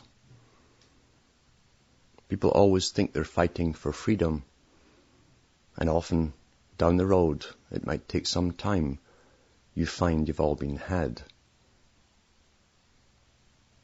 And that those things that you fought for were all illusions. When you compare it to what you end up with, you can often end up with a worse tyranny than you'd ever imagined. Carroll Quigley also said that, and he was a member of the intelligentsic elite group who chose people to be Rhodes Scholars, who chose them for other scholarships too, and who believed firmly in the agenda. He said that in war, you can get more done in 5 years of war, with bureaucracy springing up, etc. That's what he meant, and laws just ran through on a social level. He says that's how you can do it. For a social change, you get more done in 5 years of war than 50 years of peace. That's why you've had wars against drugs, wars against pretty well everything now, poverty.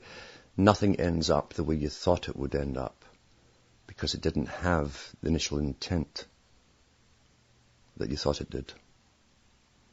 It created massive bureaucracies and more police powers, more intrusive. As you're being trained, and have been for the last 40, 50 years, to obey, and those who were there to serve you have been taught gradually to dominate you and train you. Not too long ago I did a talk, and I read off on a scientific magazine's site. I demolished their childlike indoctrination of the global warming theory. The next day they pulled it off their site. Last week I talked about this possible television station in Holland that was going to raffle a game show type thing, a dying woman's kidneys off to people who needed them. The next day after I talked about it, they came out and said it was a hoax, which I doubt. It was testing the water as a trial balloon, which they do all the time.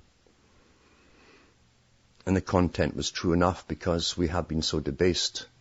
We're ready now for this kind of thing to be shown as misery, as flaunted in a game show, as the circuses of ancient Rome are revived. The people are ready because you can overstimulate all faculties until you go into deviancy.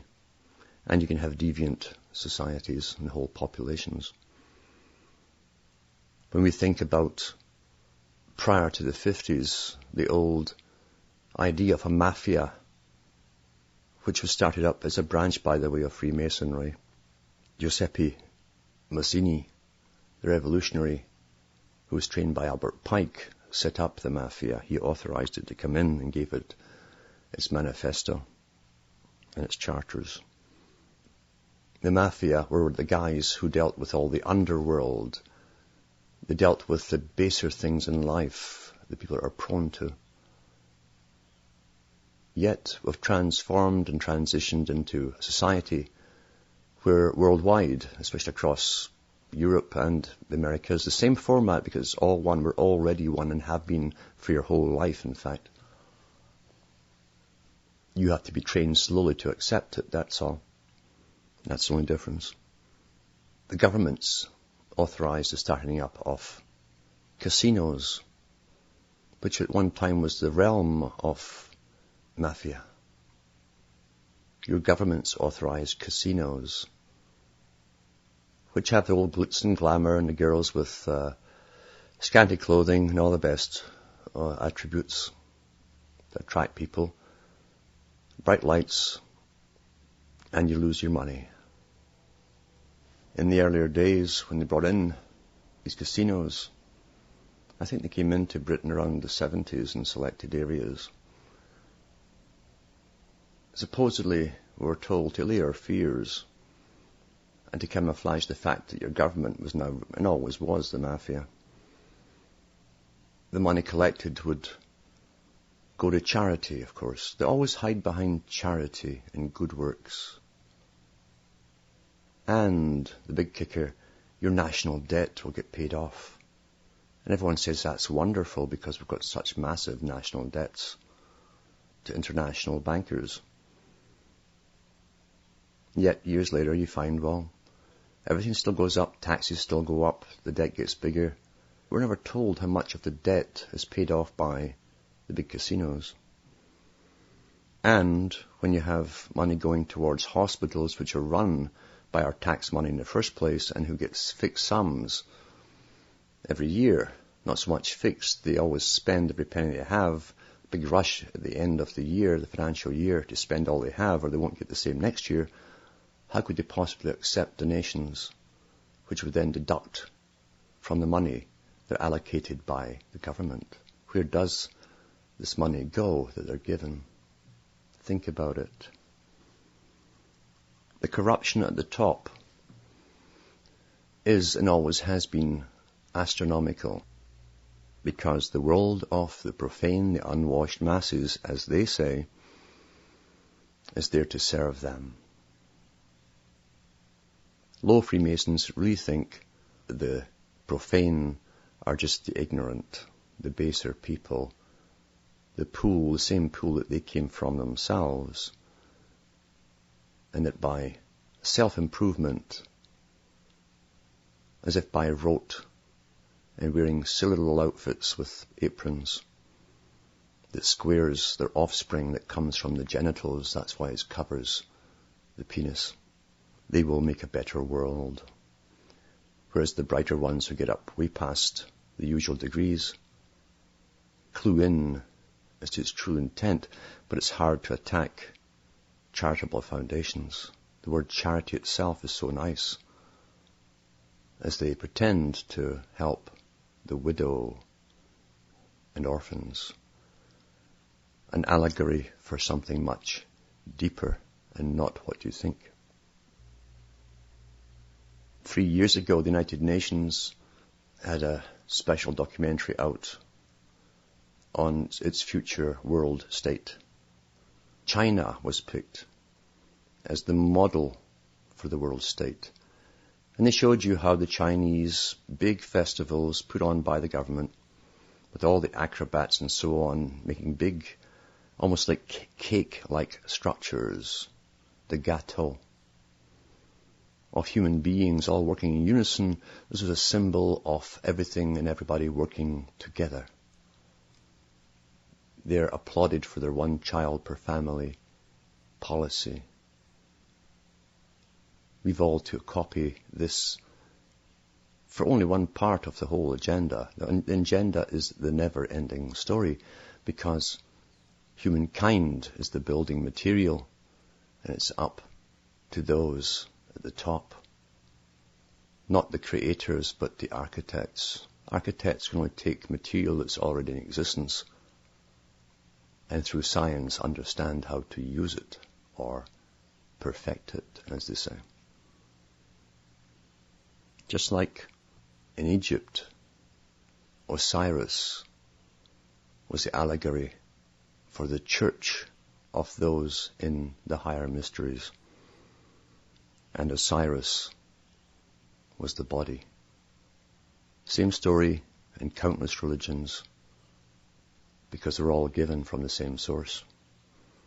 Different names. To finish off, I'd like to just mention that since the 50s, at least, the same CIA, which ran the culture, industry, and left-wing and right-wing groups and funded them, and had them in conflict, at least openly, in the papers on the surface. Neither side, neither followers knowing they're being guided, also ran what's called the patriot business. And it truly is a business, which has been going on for a long time. I remember an elderly woman in her 80s calling up a talk show when the patriot business was primarily on the AM and shortwave radio worldwide, hearing the usual stuff about terror, terror, terror, here's the antidote, buy this. And she said, I've watched this for years, my whole life, she said, and nothing changes except the agenda goes on. And it's true. We are the best informed slaves in existence that ever were in existence. And the patriot business takes two formats. One is to sell you all the gold and the silver, even though it will be useless to you at the end, because in their own business plan, you'll be throwing it in the streets. It's very heavy stuff to carry, if you've got beans as well to carry perhaps, or water. And it's only worth what the person who's going to barter the goods that you want decides on, ultimately in a crisis situation. The other part is the whole alternate health industry, which is also run by the same groups, who are under the guise of discussing illnesses, you've been programmed to be terrified and hypochondriacal. And at the end, they always give you the solutions and the antidotes, which are terribly expensive. That is the only type of outlet that a person like myself can even be heard upon, or these shows. That's the format, because there are no free, independent outlets out there. There's some, everybody's got blog spots and so on, but that's temporary too. They said before they gave us the internet, they coined the term the information wars. These people are ready for wars. They don't wait for them starting and say, what shall we do about it? Let's counter it. They set it up in advance. So they expect everything like this to happen. The other shows I get on are primarily the New Age type shows, the Art Bell clones, which are meant to fascinate people. They cater primarily to the New Age set up again by the same people at the top, to bring in a new way, to also disable the minds of people, to lessen cohesion with people, because New Agers are taught really that the me syndrome is all important. It's my journey. It's my me, I. And when that happens, you've just given away your ability to survive, because people get through great crises in history by helping each other. And you can meditate all you want. You can also learn all your breathing rhythms, etc. Or hyperventilate and see spots before your eyes for altered states. But if a experience doesn't have purpose to it, it's just a dream. True experiences are rare. Very few have the ability to have them. Because all work, ultimately, is not done by repetition of formula. The work is done by the mind working upon yourself and analyzing you. The good and the bad and the ugly. The New Agers are taught to look upon the positive, so they don't want to know what's happening in the world, so they've been deactivated from participating and being indignant about the horrors that are happening and will happen. Then after I'm on some of these New Ager shows, they'll have some guy on about having sex with a space alien, so to the listener who doesn't know too much, when he thinks of me, when I'm spouting out facts, he'll wrap it up with all of the other stuff, the dreaming, until it's all meaningless. It's just what I've said becomes fantasy to them. It's wrapped up with the fantasy. That's the sad state of the world. It's the true state of the world. And nothing grabs people's attentions more than escapism into the supernatural. People who crave the supernatural won't achieve it. People who want power, and that's mainly why individuals go into it, is to find power, would abuse it. There are other people who truly believe they can mix science with religion, or those things that religion talks about or promotes. Yet science itself has been directed for hundreds, if not thousands of years to a specific ending. You can't use something which is intended to dominate you. It didn't come with two handles, it came with one handle, and those who design these sciences hold the handle. You can't have a bit of one and the other. You can't have your cake and eat it too, as they say. Science will not help. Science is designed to alter humanity into better servants. Science is designed to give massive life extension to a small dominant minority. They will not extend it to others because they have a population depopulation agenda on the go at the same time. Why would they give you life extension? Think about it. They don't think you're so special. Part of the whole Darwinian concept was to indoctrinate people into a belief in evolution. Then around the 1800s, 1900s, it talked about how evolution just jumps a whole area of improvement into another type of evolution. The Great Leap Forward, they call it. And that's what's been drummed into people who've been brought up by comic books with the superstars, with superpowers, through science. You must want your chains. It makes it so much easier when you put your hands out to be cuffed voluntarily. Never ends up with a good ending there. Yet people are expecting the great leap forward, and everyone thinks they're special. And I'll be one of the chosen to get all the great benefits that science is going to confer upon the privileged few. The only hope the good people left in this world have is to help each other, to promote humane values, to point out the injustices and the horror that's been done in the name of progress and science.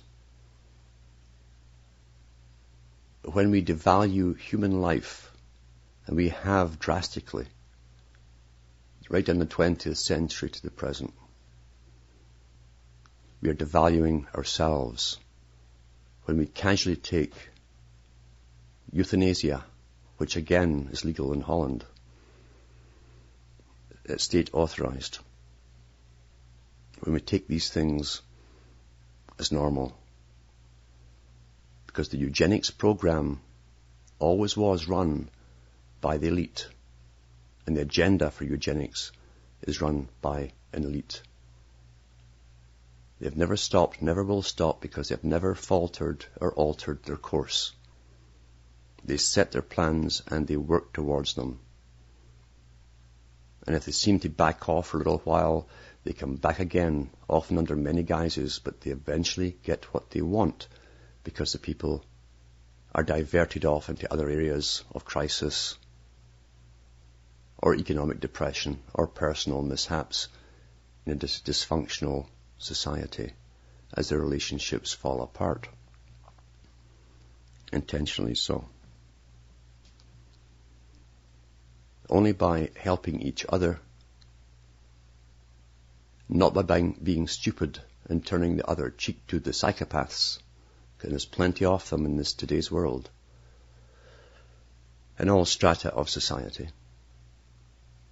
Will this alter, this course alter? And it won't alter for everyone. People are deciding their futures. Even the ignorant are deciding their future. Because we all have personal choices daily. And the beginning of all understanding comes with reflection upon oneself. And when you ask, who am I?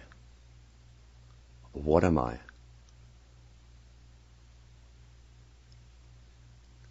That's the path that leads you to questioning everything. Because you make decisions all along in your search for yourself.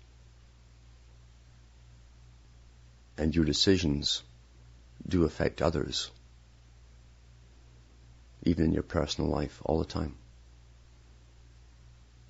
Ultimately, you don't need a God to forgive you.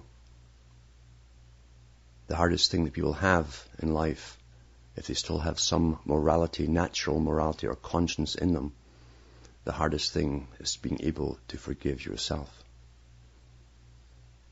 Gods can always forgive. So don't fight with each other. Conflict is managed by intelligent people who understand the sciences. Those who follow their leaders in ethnic groups, racial groups, creeds, be very careful, because the survival of those people over there also defines your own survival. When we don't care or have empathy for people who are being blown up or bombed elsewhere in the world or starved to death, we're condemning ourselves, because one day it will come round to you.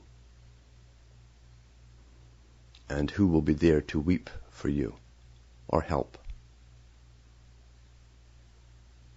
That is part of the survival instinct, to help others in distress. It truly is, because as you help others, you help yourself. Maybe not immediately, in the same way, but it's the best insurance policy for survival there is. I speak to those who are looking and searching.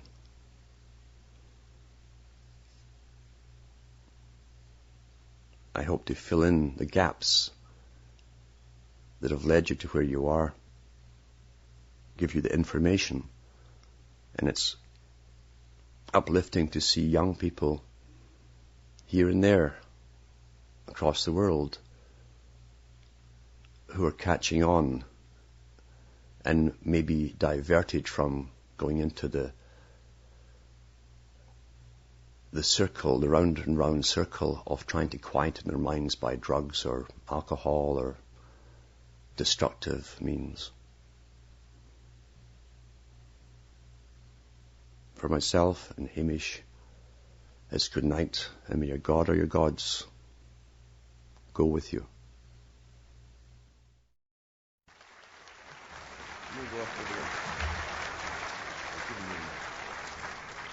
Good evening. This is my first evening in Vancouver. I've been to Canada, to Toronto, a lot, to Montreal, where all the extremists live.